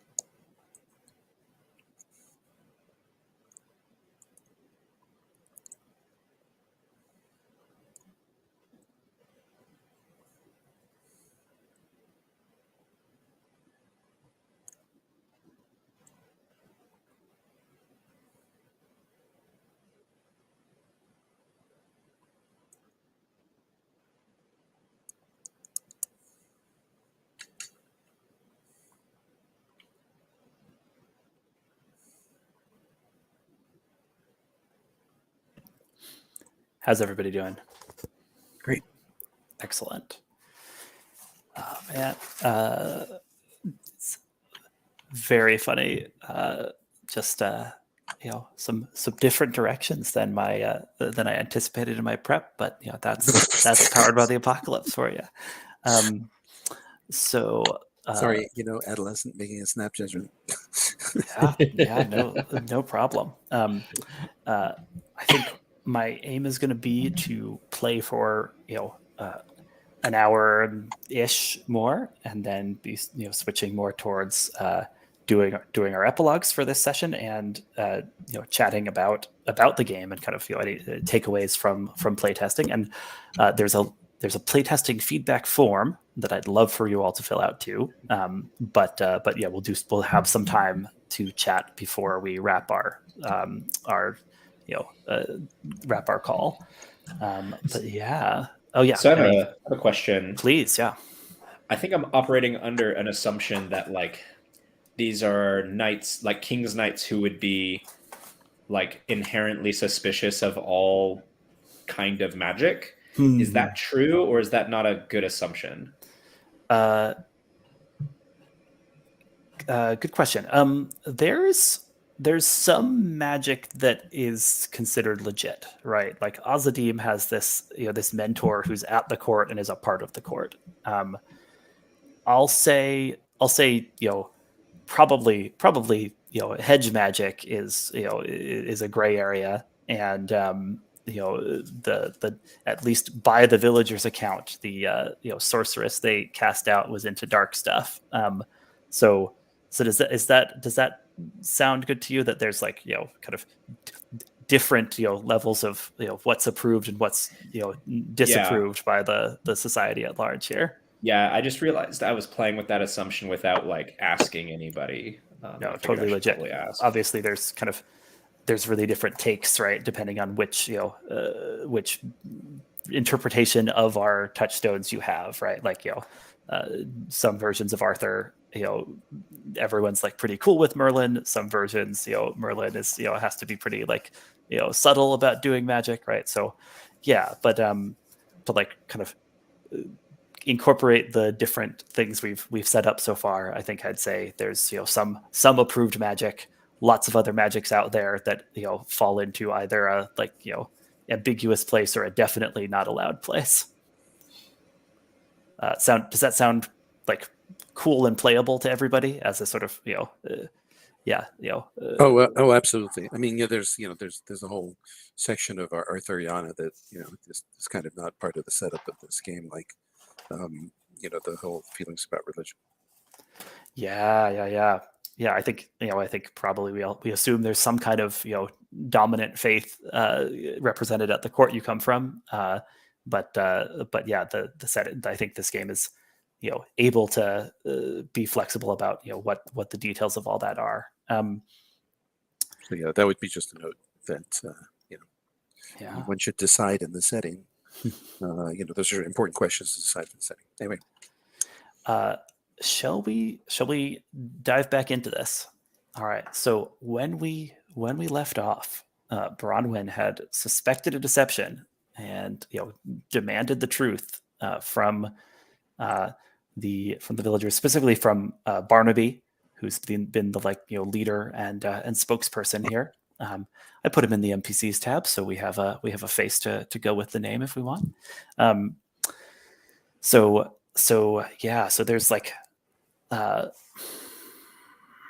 there's silence for a moment, and everyone looks at Barnaby for his reaction to Bronwen kind of pushing on him, and then he opens his mouth, his voice kind of comes out strained, and there's a tear starting to well up in his eye. He says, I thought I'd done the right thing. I really did. I thought it was... I found her note later. My sister took her own life. But I was so sure that Maravan had done it. I knew she'd been dabbling in these sort of things. She would have done something bad sometime soon anyway. And he's like clearly, trying to justify himself, right? But the takeaway is that she was falsely blamed for this. The magical woman that they drove out. This is news to the other villagers, right? Like people are kind of like murmuring amongst themselves and like looking all around, but mostly people seem sympathetic to Barnaby, right? Like people are like patting him on the back, right? Kind of like saying, like you did what you had to do, or like right? And then so this revelation, right, has happened in response to Bronwen's suspicion, but that doesn't mean that the village is happy, right? So if you'll permit me, the upshot of the move is yes, indeed, you find out a little bit what's really going on, but you also inspire resentment and muttering, right? Like the villagers are not happy with you for pushing, and in fact, I think Humphrey, Barnaby's son that Ozadeam was talking to earlier, will like kind of like glare at you, right, and say, I don't know who you think you are, but you need to learn to let sleeping dogs lie. You can't just go around poking into all these things. We are seekers after justice. And good heavens, Bronwen, you don't think that wolf was her, do you? No, I don't think so. I will say, to whatever extent it's possible to tell, it was a like man's voice coming out of the wolf. Yeah, and I think it was seeking her. And I think this book belongs to her and not to these folk. That seems to be that be it would be right to return it to her. And I feel obliged. I don't necessarily say you should feel that way, but having taken this man's life, accursed though he was, I feel obliged to at least do something to right the wrong.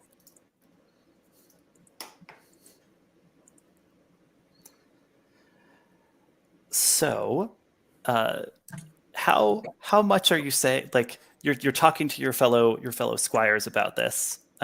Lancer's, got the book still, but I don't think the villagers are expecting you to leave with it, especially because of the deal Ozadeam worked out. I will open the book to the newest pages, and though I'm not gonna tell anybody, I'm gonna see if there's if any of these are like signed, or if there's just a journal entry signed by anybody of the most recent, to see if I can identify who that might be. Beautiful. Search for truth. Sounds like searching for truth to me. Yeah. Lancer, you will not pollute your mind with the darker magics, will you? It all just appears to be herb lore. Nothing. I don't think he could pollute his mind any further anyway. What is that supposed to mean? We've heard you talking in your sleep is what it means. I'm gonna take a heart for that, because I think that's it. I'm turning to an ally for reassurance too. Yeah. Turn to an ally for reassurance. Yeah. Lancer, you will not. You will return the book as soon as as I promised. And I'll just get really beat red as I keep messing with it. But the promise, you made the promise on the assumption, because you were told that this book belonged to them. Their information having been false, your promise is no longer valid. You promised to return it to the owner, and I have every intention of doing that. Do I find a page, or do I need a roll, or? So I'll tell you, you flip to the end, you're comparing the handwritings of, some of the last pages, right? So you're going to get something out of this, but let's make a roll to see kind of, how much you're getting to ask, Okay. Lesson: everything secret is worth uncovering.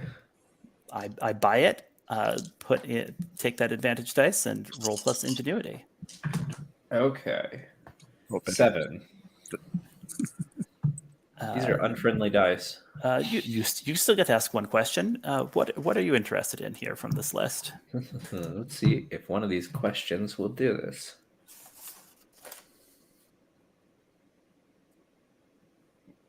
What here can be used to identify the true owner? Beautiful. There's a couple. You focus in on the like kind of penultimate hand you can pick up in the book, right? Like which is a like strong, clear hand written by someone with a good deal of confidence, and the pages have this like little like M stylized insignia added at the bottom, right? So like clear, probably this Maraven that they were speaking of. The latest entries are in a much kind of more hesitant hand. Someone has been adding to this since, right?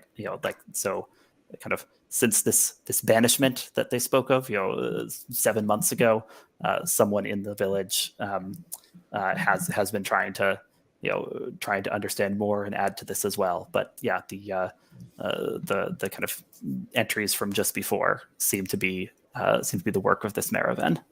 Is that cool? Yeah. So Lancer's doing that investigation. Ozadeam, I do want to check in with you. What's your take on all this? I think now that like things have calmed down, Ozadeam is and having realized that perhaps the wolf was not a person for slaying. I think he's crouched by the wolf and perhaps has even pulled out some sort of implement and will begin burying the wolf. Oh wow. Okay. Yeah. Trying to make amends in some way. I think you're maybe noticing something overlooked here, right? Like because like while everyone was worried about the book and the village, you're trying to take care of this dead cursed man. You now think, yeah, you can take heart when you do that, and I will assist. yeah. Put away my sword and help out. Let me Find a let me couple of ask- sticks for a cross. Hmm. Or appropriate symbol. Absolutely.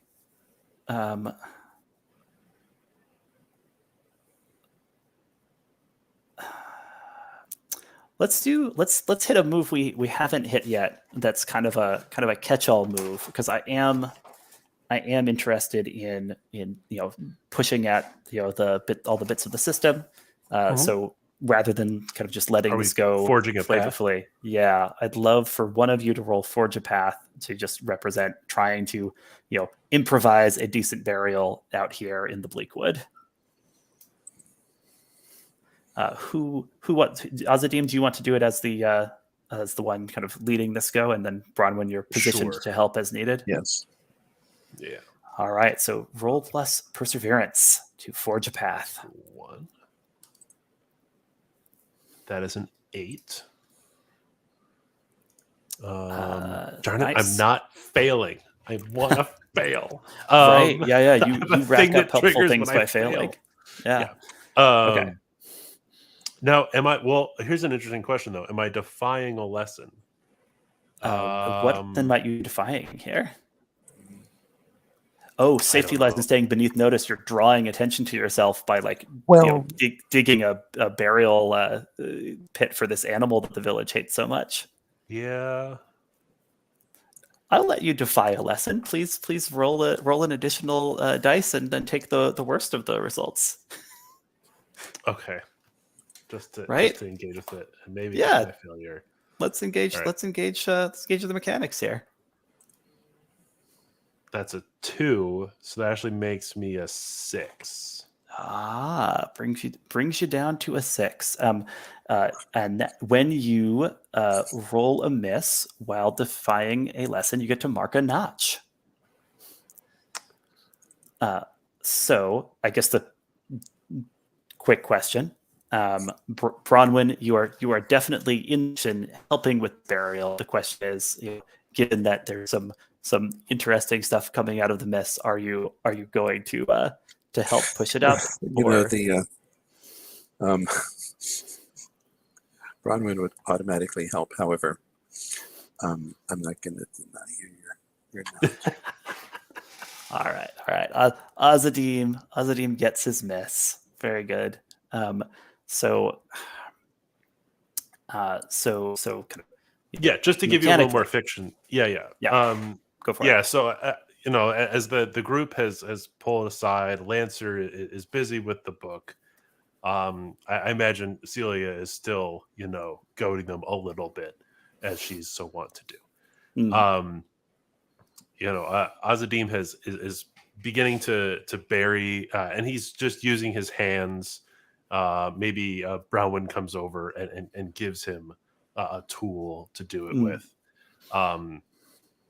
And it is just very, it's not going to be like in the earth. It's going to be just dirt on top, right? Surface burial. And some stones, yeah. Beautiful. You get that mark on your foreboding track.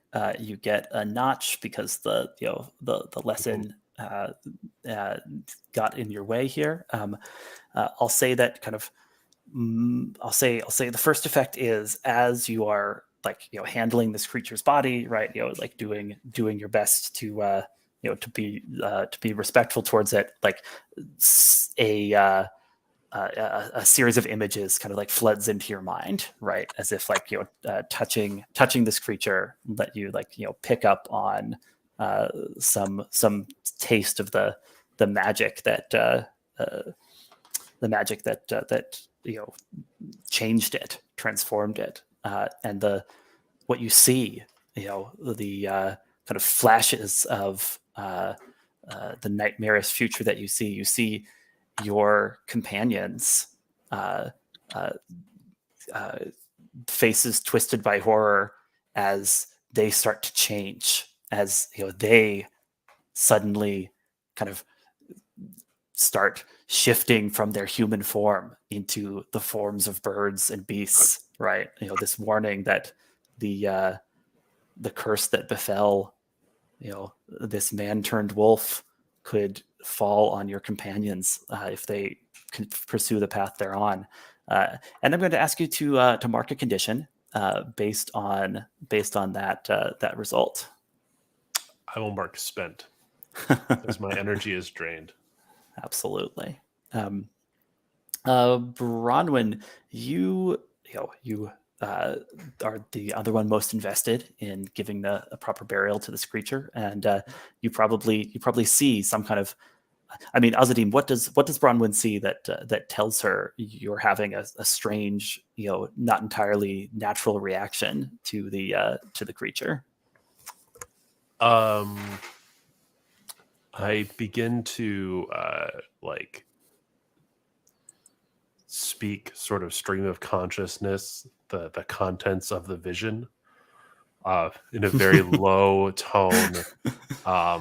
It's below my normal speaking voice. It's very disconcerting. Nice. And not only disconcerting given the strange tone, but if you catch any of the content of it, you'll hear that Ozadeam's describing you becoming an animal, right? Yeah, and it's like that prophecy kind of style, like on the third moon, as their faces twist, the blood of the wolf will bring the hair of their face, and this. But I'm just very naturally just stacking rocks as I do it. Bronwen, what do you do?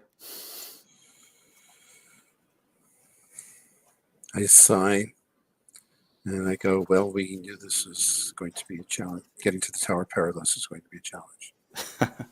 Perhaps we will need these forms in order to conquer the challenges of the tower, unwelcome though they be. Wow. Okay. Are you offering encouragement, or is this No. just a sort of kind of glum No, assessment? I'm acknowledging the Yeah. importance of his vision. All right. Uh, it's like, well, then we better take, we better be ready for it when it happens. Lancer. Bronwen's not, Oh yeah. not good at comforting. We've established that. We have established that. She does other things very well, but that's not one of them. Lancer, Humphrey, Barnaby's son, who had been kind of, key in kind of negotiating the calming down and having a conversation between your group and the village.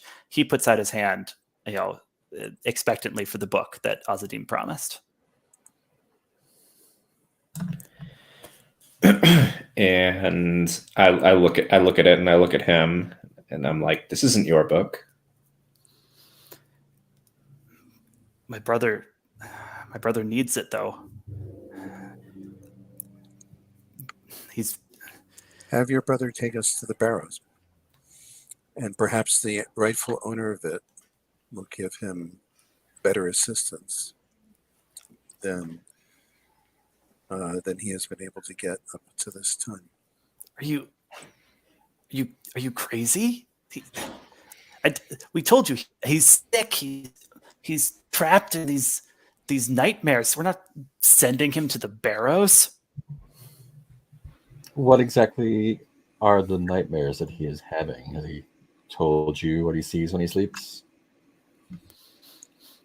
We don't want to make him relive that.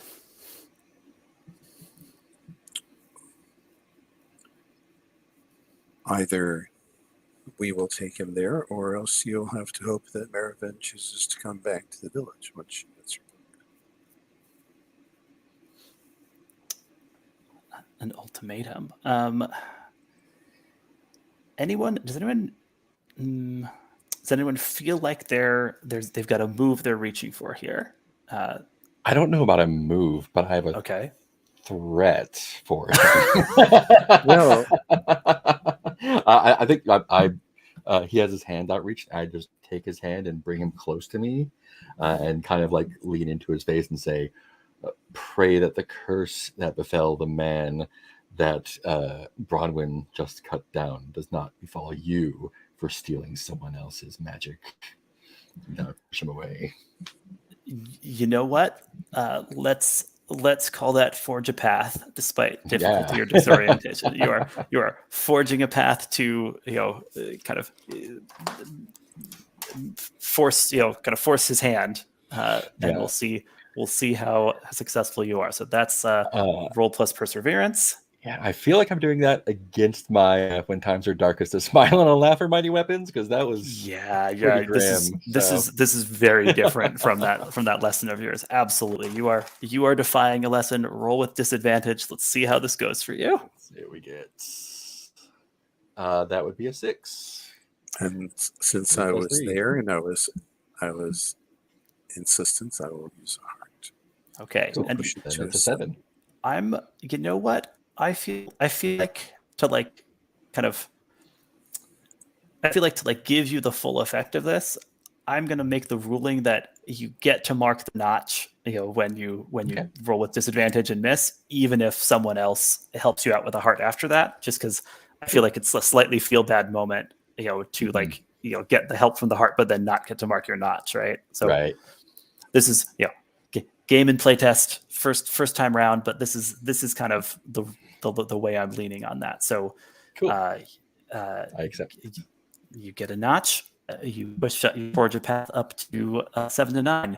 You scrape by, but you undergo an ordeal in the process. Great. Yeah. So like he's strong, right? the two of you are probably the most like physically well built people in this clearing, right? Like you with your blacksmith background, he as the eldest son of a villager who's like has to be hardy to like make anything grow or live out here in this tangled wood. So like he's trying to like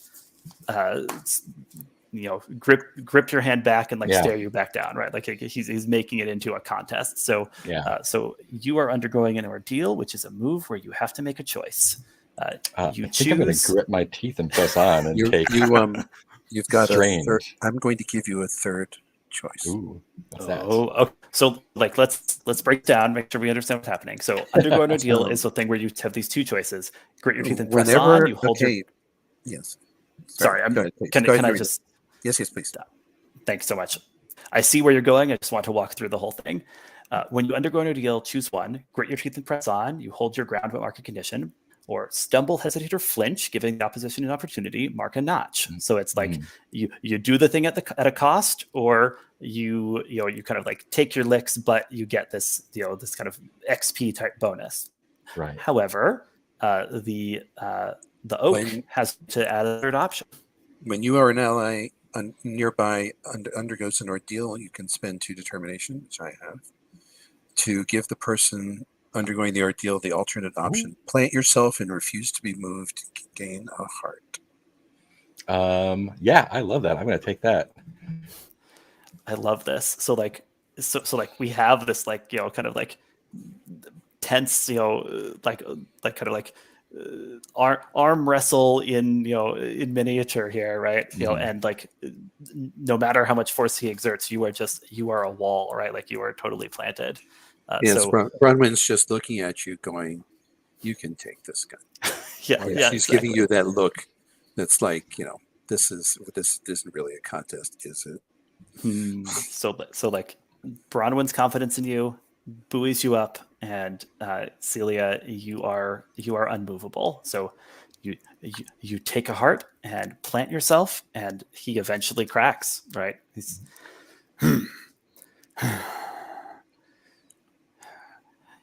Lesson number 2, never wrestle with a blacksmith.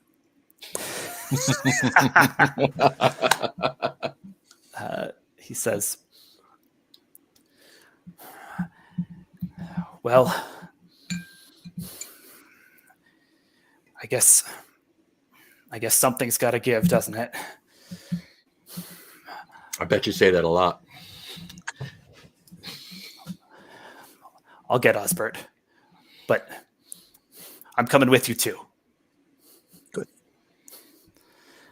Are we cool to like cut the scene there and like jump forward a little bit to say like it's like the 4 of you, now you're walking in the direction all that moss was pointing, right? You're moving towards where the like concentration of magic is strongest in this woods. And with you there's Humphrey, big, well built, still like kind of like having to shake his arm a little bit, like casting sideways looks at Celia, and then like sometimes being carried by his brother, sometimes moving along with support. There's young Osbert, who is definitely sickly, right? Like definitely like comes off as a a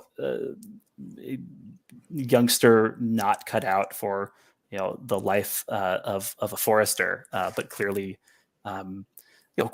clearly like his family does everything they can to take care of him and shelter him, and it's unusual for him to be out in the like darker parts of the forest, like traveling with you towards the barrow. So I guess I'd love a detail from each of you about your approach to this this new leg of the quest, right? Like you've got new companions, you've got an objective now, right? Like a wrong you're attempting to right. Let me start with Ozadeam. How are you reacting to all this? I think it's the as we get closer, the 4 the footsteps that appear, they're no longer there. It's clear that we've diverged from destiny at this moment, and so Ozadeam is a bit on a back foot. That's great. Back foot even, right? Because there's no more like path for his feet to just slot right into. Absolutely. Tell me, Lancer, what we kind of like read in you about your reaction to all this, your relationship to these new companions that are suddenly traveling alongside you, anything like that. I think I'm actually just kind of trailing behind a little bit, and it's like, okay, this is not exactly what what we're out here to do, but I guess in a way it is. But more than anything, as long as I trail behind, I can keep stealing looks into this book and learn what I can for useful information. So you know that's what? great. It's all Just good. don't walk into a tree. Walking around looking at your phone, yeah. I feel like there's a move that's going to be triggered with that in a moment, but I'll check in with everybody first. Bronwen, how are you? How are you kind of changed by this this kind of new tenor to your quest?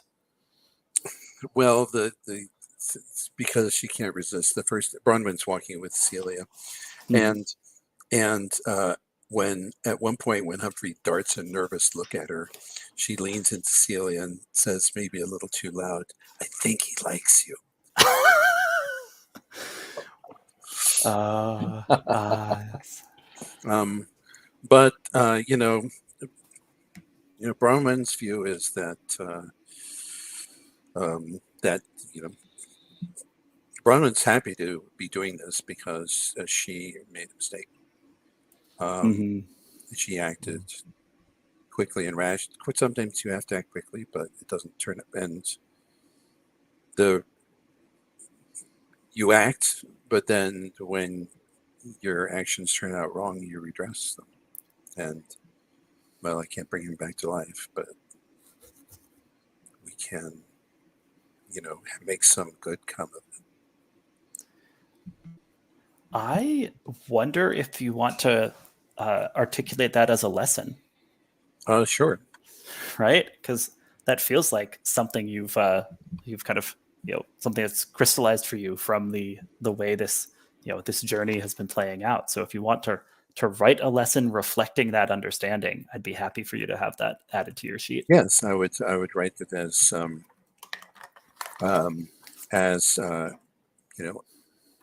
act when you must, but redress your wrongs. Yeah. Good stuff. Last but not least, Celia, what do we see? How are you taking all this? I think she has, because in her mind, I think she still has doubts about whether she should even be considering becoming a knight because of her background. She still feels, a part of her still feels stuck in that.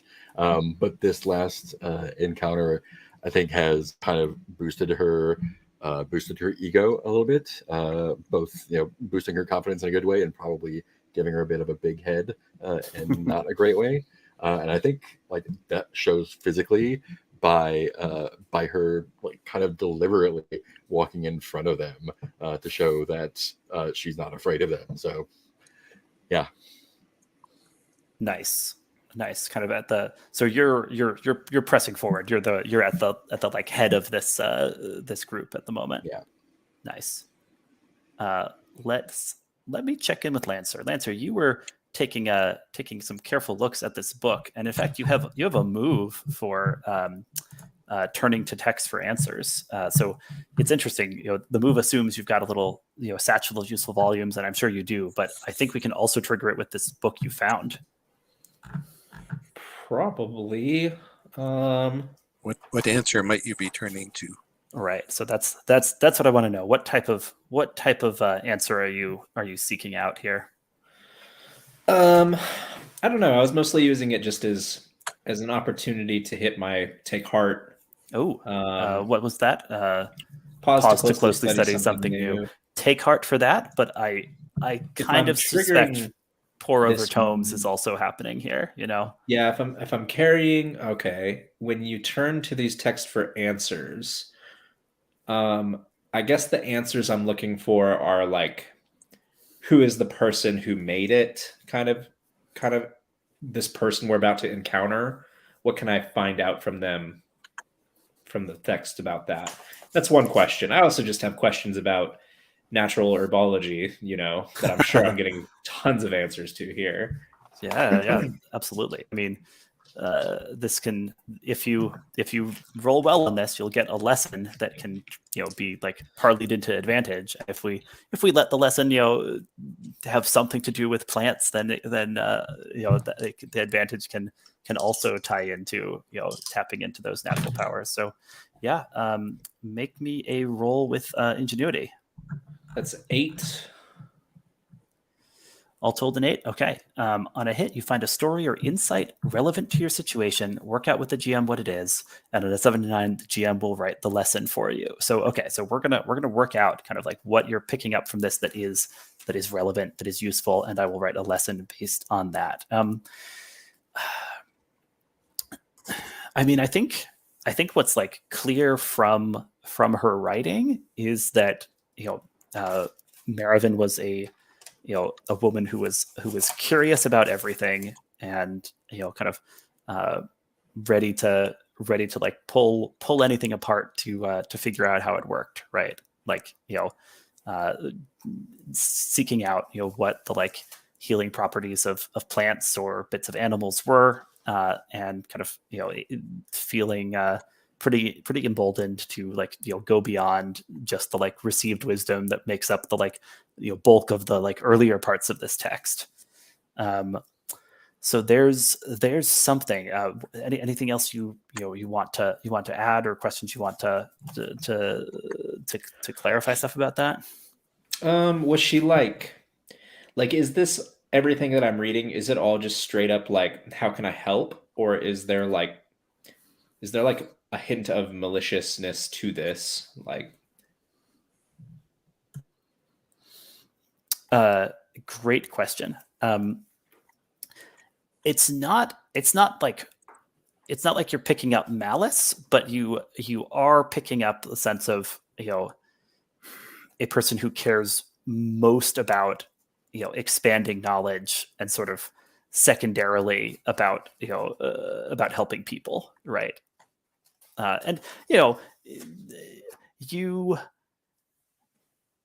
you have met scholars like this back at the court too, right? Like you've met people for whom like gaining a greater understanding is the highest good, right? And that's the impression you get. Even though this is a very different setting, like the book of nature rather than the the walls of books in the like grand library.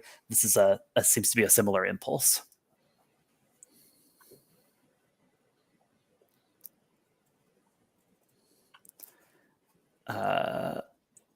And what lesson can we wring from this?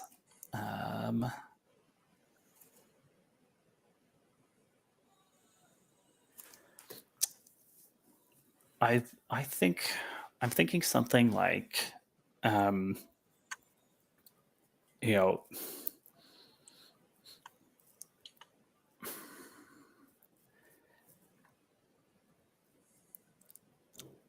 be,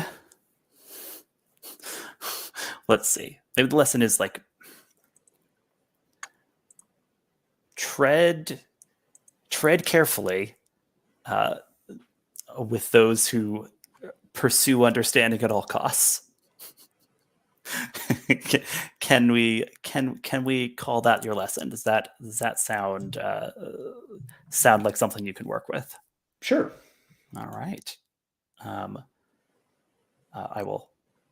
Yeah, I see you're in the cell on the keeper. So type, absolutely take that out. Take that for a spin. Lancer's been looking into that. the group is all moving on. I think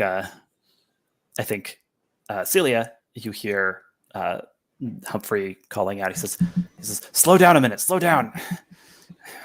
This is farther than Osbert's traveled in his life. We should. Can you give him a break? All right."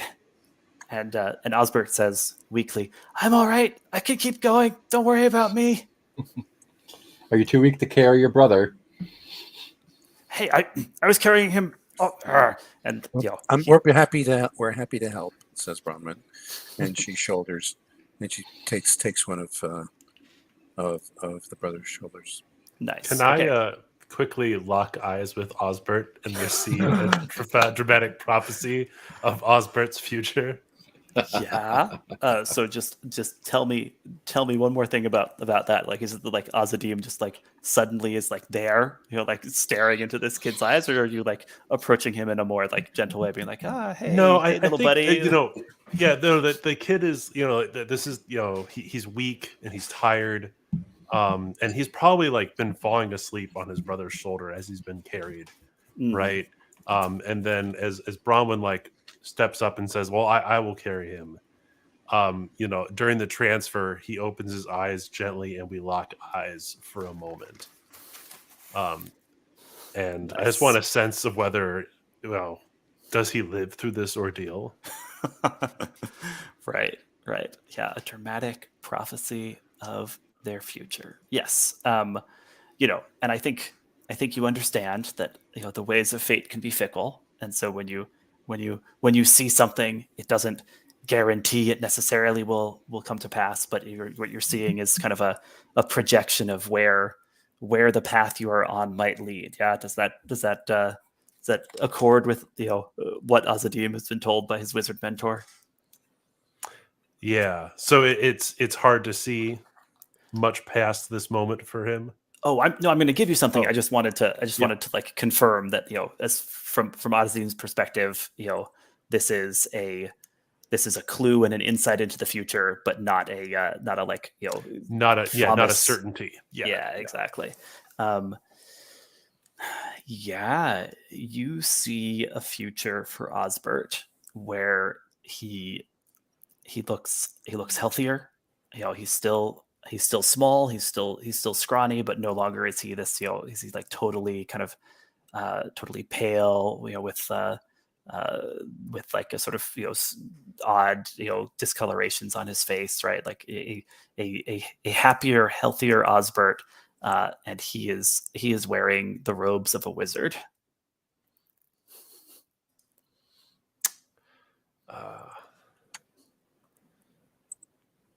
Take heart. Take heart, my boy. Great things lie ahead of you. How do you know that?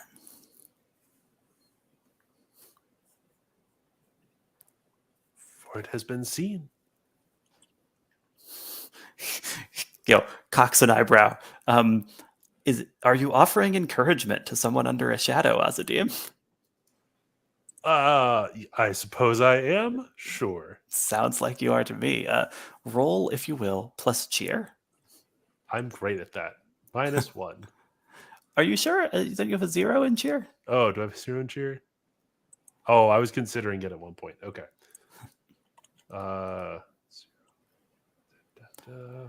And you can just checking. Yeah. Do you have any lessons that give you advantage on this? I don't. Yeah. Great. That's a 6. Does anyone want to help with encouraging, or are we cool with leaving that miss? I can boast things later. Okay. I mean, yeah, Ozadeam rolling misses is actually like a good investment in the future. Yeah. So like, I think first of all, it doesn't look like Osbert totally believes you, and I think like Humphrey says, "Hey,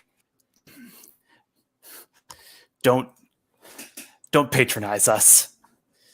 We may not be able to read or have fancy armor, but we're not stupid.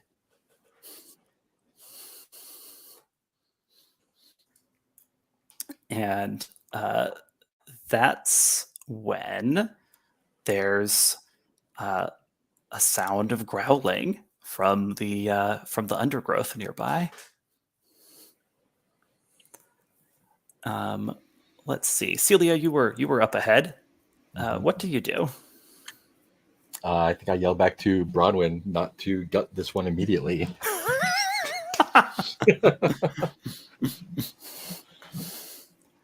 And Very funny, says Bronwen as she runs forward, pulling her sword.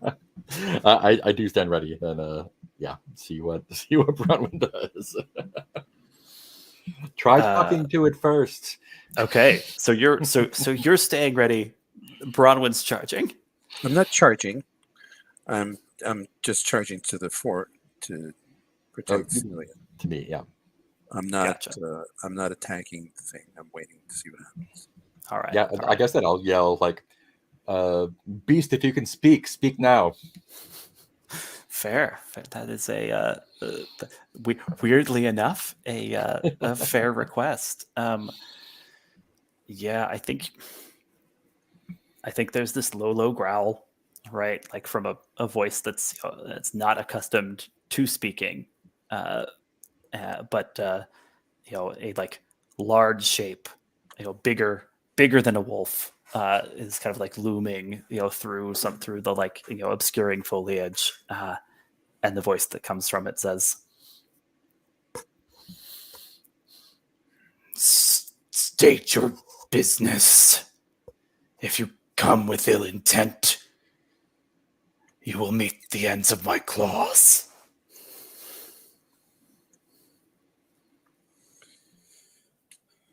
Lancer, you want to take this one? Does it sound like a man or woman speaking? Sounds like a male voice, with even through the like kind of distortion of a beast mouth. Yeah.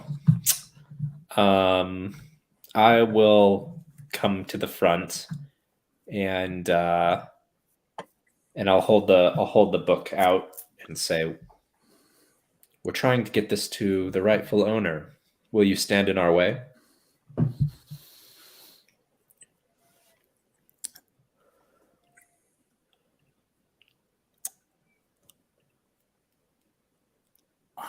I'm deciding whether I want to call for a move here, or just kind of roll with this.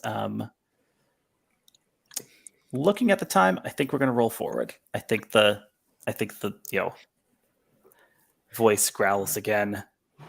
Yeah, and I use my foot to kind of scratch in the ground that stylized M. Oh, that's awesome. Yeah, I love that detail. I think that'll do it, right? So I think the creature's voice, growls out,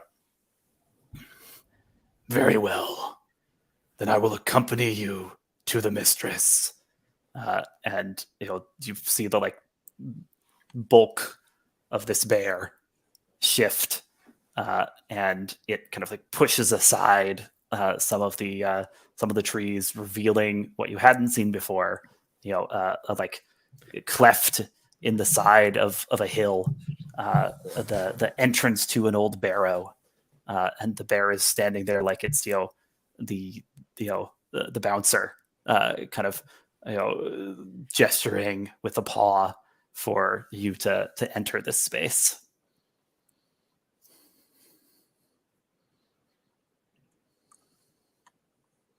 I'll go first in case it's a trap. Yeah, I'll let you, but before you do, I'll turn and look at everyone and say, "I'm not sure what exactly we're about to encounter, but I think as long as we have each other's backs, we won't be overcome." Nice. I'm going with Bronwen too. Rallying oration, Lancer? Yeah, does anybody feel inspired by that very short do. speech? Great. I'll mark the first box. Yes. And so during the task the first 3 times someone would be hampered by a condition.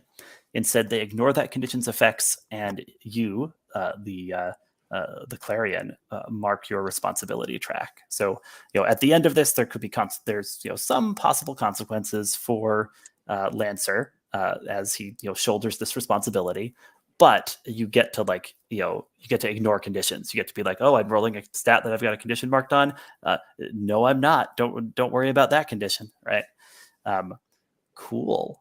All Yeah, right. to be clear, this applies to me as well, right? Yeah, this is any or all of the companions here. Absolutely. We're going into the barrow. Bronwen, you were headed in first. Yes. Yeah, I'm right behind her. Beautiful. Bronwen, I would love for you to forge a path. Whether even when you're kind of ushered into this place by the bear, it is just not a not a kind of conventionally hospitable place, since it is an ancient crumbling barrow. So It is. whether or not there are traps, there are definitely hazards, right? Unexpected pits, places where the rocks could give way if you leaned on them wrong. So if you will, unintentional hazards, yes, as opposed to deceptions. plausibly unintentional. But let's start by forging a path and see how that goes. All right. Well, I have my new lesson: better to act and redress your wrongs. So since you're profession, I will use them. Hoping for redress here. Yeah, go ahead. So that's advantage, and it's a perseverance roll, so +1. And it is an 8. Nice. Here we go. When you forge a path, despite difficulty or disorientation, roll plus perseverance. On a 7 to 9, you scrape by, but you undergo an ordeal in the process. So yeah, I think you find the safe path. Literally right. Scrape by. Yeah, exactly. You find the safe path for your for your party, right? But then there comes a moment where where Osbert stumbles, right? And the undergo an ordeal is, will you kind of what will become of you here, right? Like, are you kind of like leaping forward in time to catch him before anything bad befalls, or does this catch you off guard? Okay, all right. So you're choosing, I take it, grit your teeth and press on. You hold your ground but mark a condition. Tell me what condition you mark and how you snatch Osbert from danger. I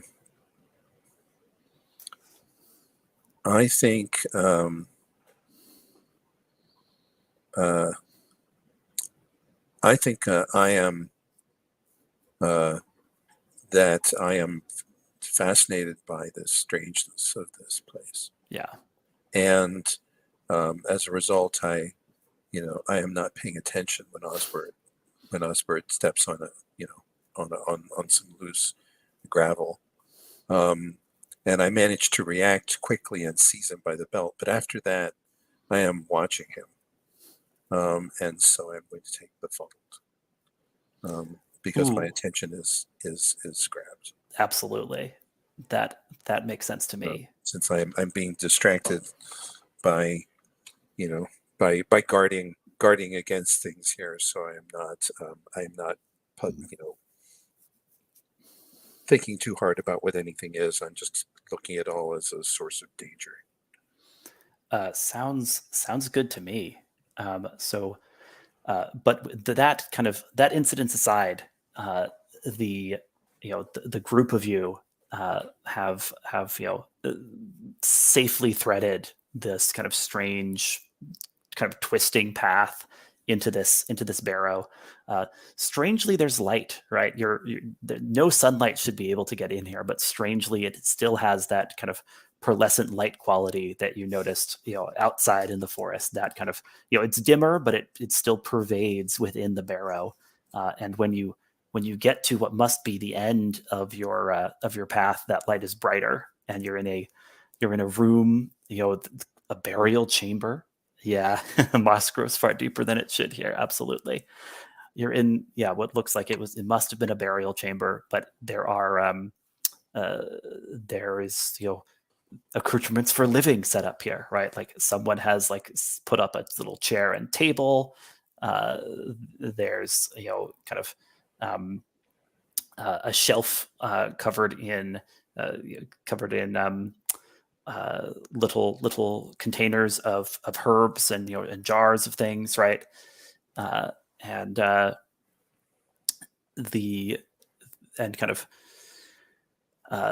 seated, not at the homey little chair and table, but seated on the stone slab at the center of the burial chamber, kind of looking imperiously down at you, is this woman with kind of somewhat tangled hair in a somewhat tattered dress, who's kind of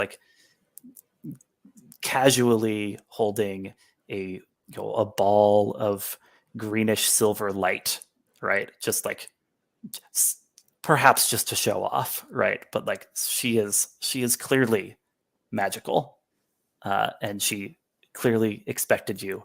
Perhaps the bear had some way to to tip her off, and she says, "Well, to what do I owe the pleasure of a visit from some strangers and the son of the man who accused me unjustly and ran me out of my village?" We've come to return something of yours that was unjustly taken from you. And on my part, to confess a wrong that I have done you or yours. Although I don't know exactly the nature of it. She kind of, looks skeptical, but, gestures for you to go on. When a black wolf did rush at us out of the woods, my first thought was for our safety, and I killed him. When he spoke to us in dying, and we saw that he had this book,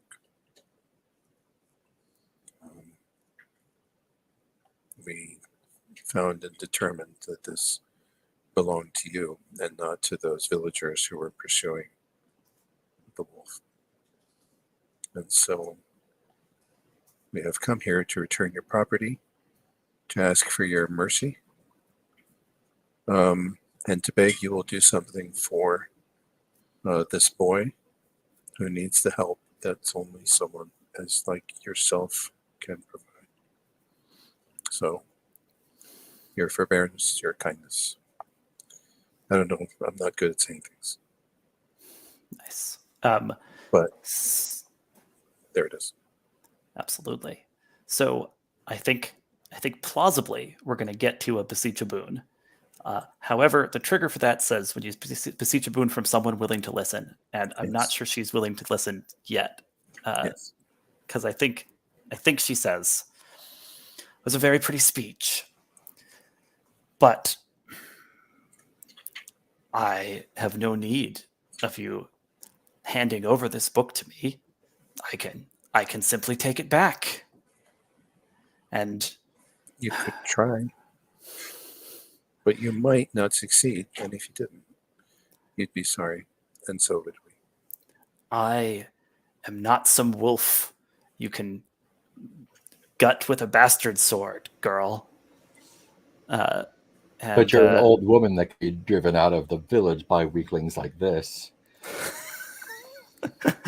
Nice one. Are you, Celia, attempting to I hear a goad taunt. someone? Yep. Yeah, I think as you say weaklings like this, Humphrey says, "Hey."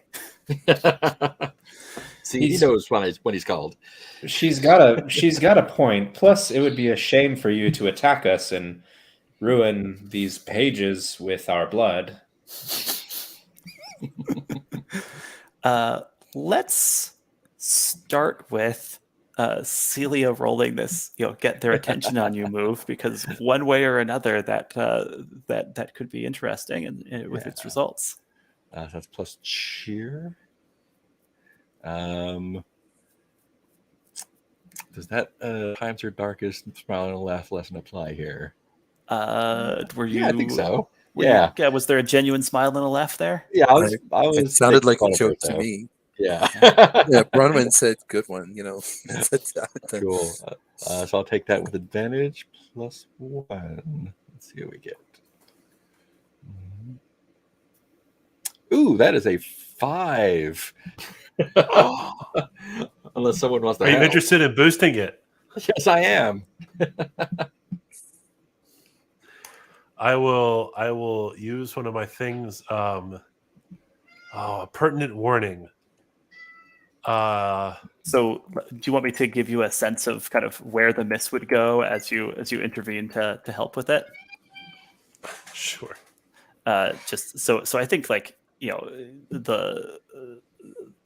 the shadows on the floor are kind of shifting, and Ozadeam, you understand just in time that they're about to kind of solidify into snakes and wrap themselves around Celia.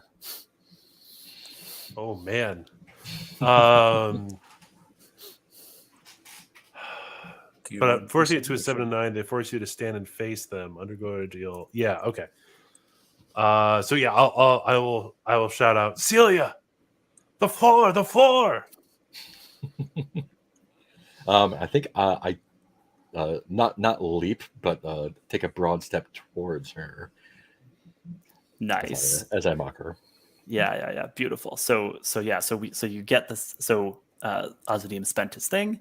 You get the 7 to 9 result. They force you to stand and face them. Undergo an ordeal if you try to disengage before they're willing to release you. So I think what happens is the snakes miss, right? Like you've stepped away from them, but they form this kind of like low roiling barrier of shadow, right? Kind of like behind you and like kind of coming around you, such that if you tried to move away from her, you would have to move through it. Yeah. Beautiful. Lancer, you were essentially kind of threatening the book to get her attention, and her eyes like flickered to you before suddenly fixating on Celia, who is kind of mocking her, right? Like and monopolizing her attention. And I think Osbert like glances over and it's like, you wouldn't really hurt the book because someone needs it to help me.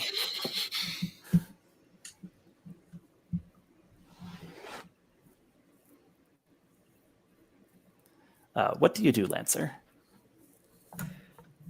I think I'm just like looking at these people and like just like shaking my head, like don't get involved. Basically trying to like indicate to Humphrey and Osbert that they should just they should like stay out of this. This is apparently not an obvious enough ruse for them. So we're just trying to defuse the situation. They don't need to point out holes. Nice. Let me see if I think a move is triggered by that. I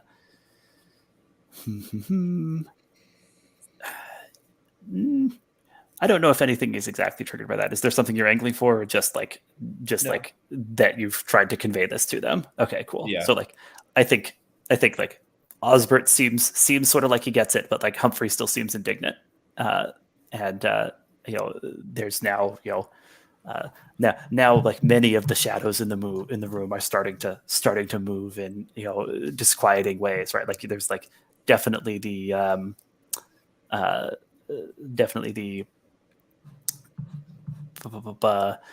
plead with your allies to be more careful, right?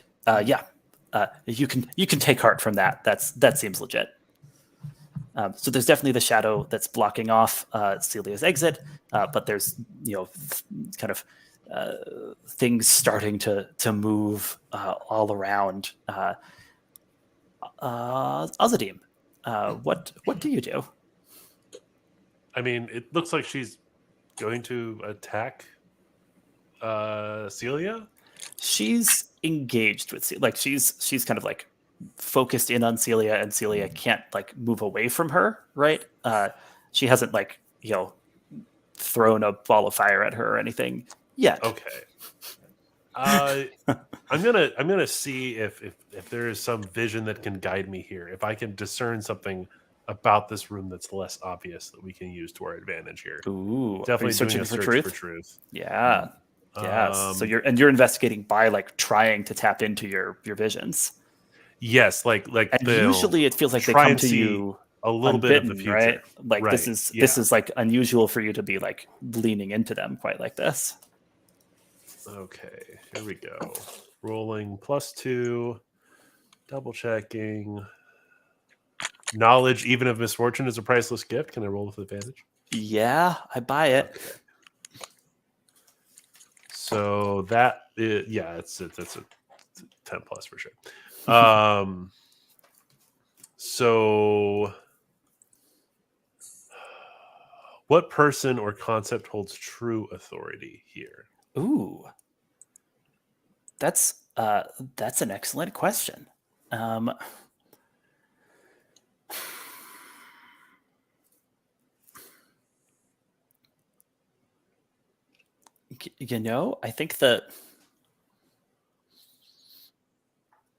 think you Is it the book?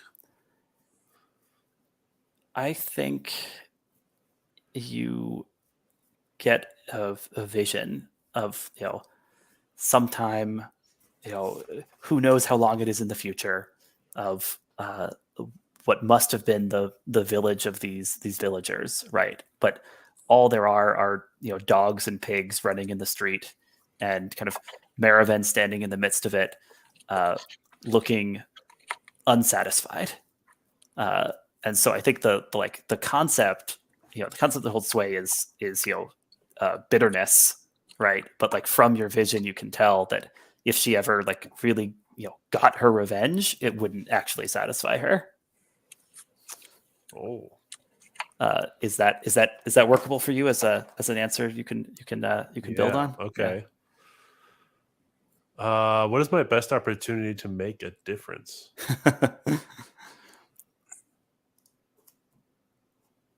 And then, do we want to do epilogues here? Yes, we're getting close.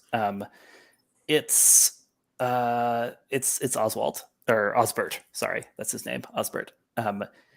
The witch didn't even address him when you arrived, right? Like she was only looking at Humphrey, and your best opportunity is to like kind of remind her that there are other people who have suffered injustice besides her, and see if you can actually like help convince make this child's plight real to her, I guess. So best opportunity to make a difference, Osbert. Is that something you can work with? Then, yeah. What do we want? Do we want to roll one or two more moves in this scene, or do we want to be kind of like fading from this scene into kind of like epilogue territory as we as we kind of come towards the end of our time? I have an idea how to use my heart move to get some kind of resolution here. That would involve me getting the book in my hands first. Well, so I'll give you that opportunity. Okay. So the snakes are threatening, bears threatening, right? Things are possibly about to explode into violence. Any number of ensorcelled animals could appear.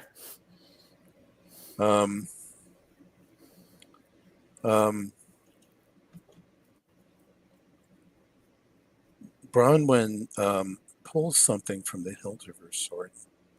Ooh. and it's a tuning fork.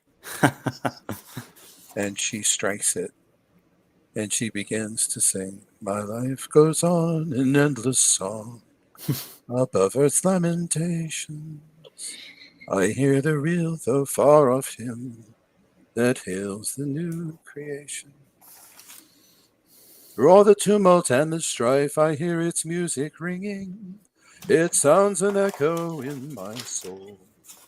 How can I keep from singing?" And she goes on, and as she does, everything draws, everyone contemplating violence, everything doing it draws back and bides, or because this is a song of peace and protection. And I think when, like, if the snakes withdraw because of that, I walk over to Lancer and ask, "May I have the book?" Yeah, I'll hand it over. Great. And I think I walk back to Mervyn, and I'm probably has a small knife or something on me. I'll cut my hand, and that's the worst part to cut, but that's what you do. And smear it on the next open page of the book, and I'm using my heart move to infuse an object with a supernatural bane. And I'm going to hand the book back to her and say, I know you're a good woman, and I know that you will do only what is good for the village. That will take you back in. And from this day forward, anyone who uses magic in this book to cause harm to another will find it returned tenfold on them. And hand her the book. Oh man! Wow. Yeah, that's a supernatural bane you can infuse into an object. And she's kind of like she's clearly wanted this book, right? But she like takes it more like gingerly and like stares at the like blood you've smeared on it, and like kind of, you know, like touches a finger to the blood, you know, touches the blood to her tongue. How did you learn to do that? It's family secret. Now take care of that sick boy. yeah. Ozadeam, you want to throw something else in here? I think we're kind of, you know, moving rapidly towards epilogue, but I'm happy for you know, a last detail from each PC about their you know, their approach to this you know, current situation in the barrow. I think it's just Ozadeam notices that no incantation needs to be done. That with the healing that's happening, Osbert has already begun to, you know, get more blood back into his face, and it looks healed and refreshed.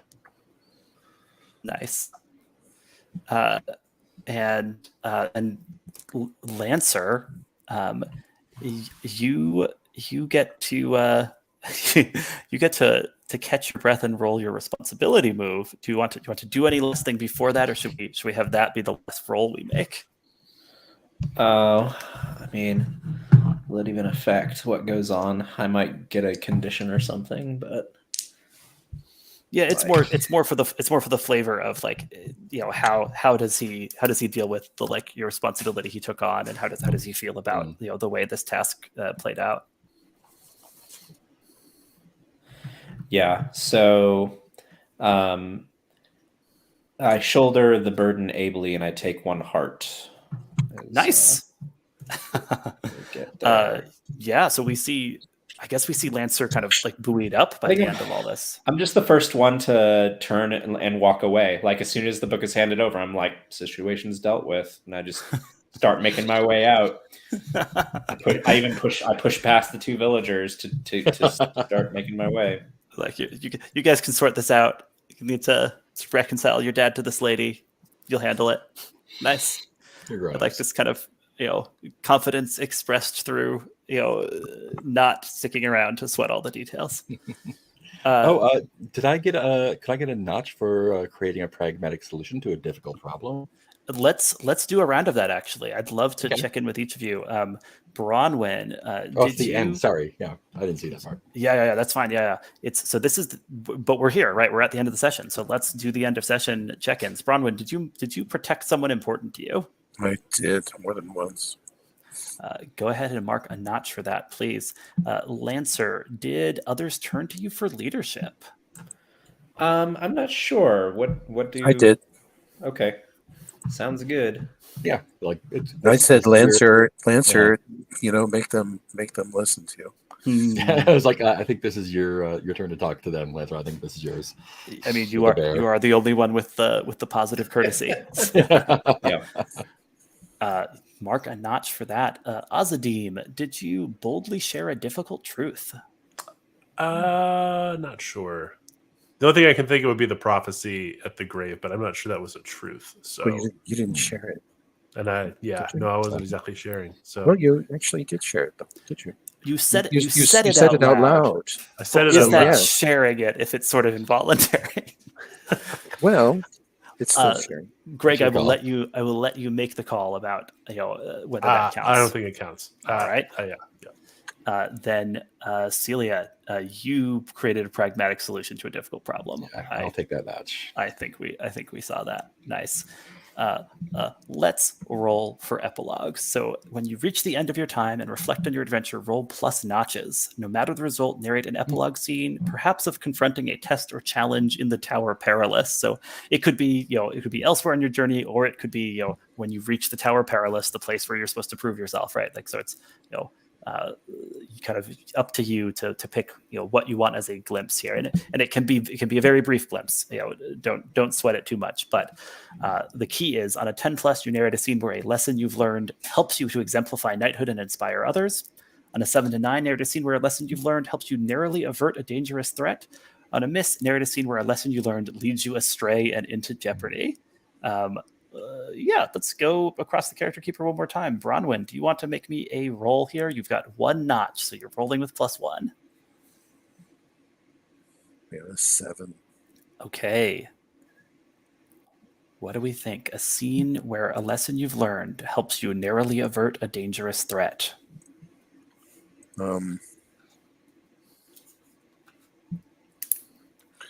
So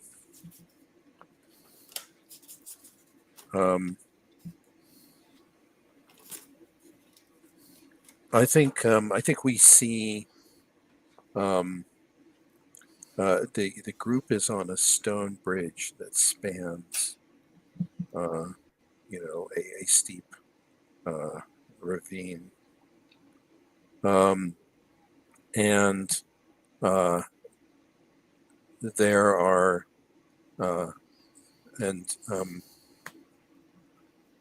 a monstrous presence looms on one side, and we have been running from it, and Bronwen says, "Go, and I will stop it."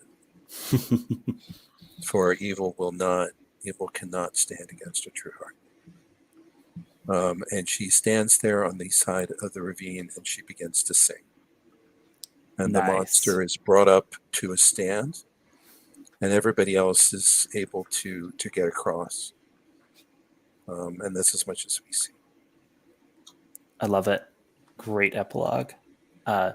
Lancer, would you make for me a roll for your epilogue? You get +1 for the 1 notch. I got an 11. Okay, so a scene where something you've learned helps you to exemplify knighthood and inspire others.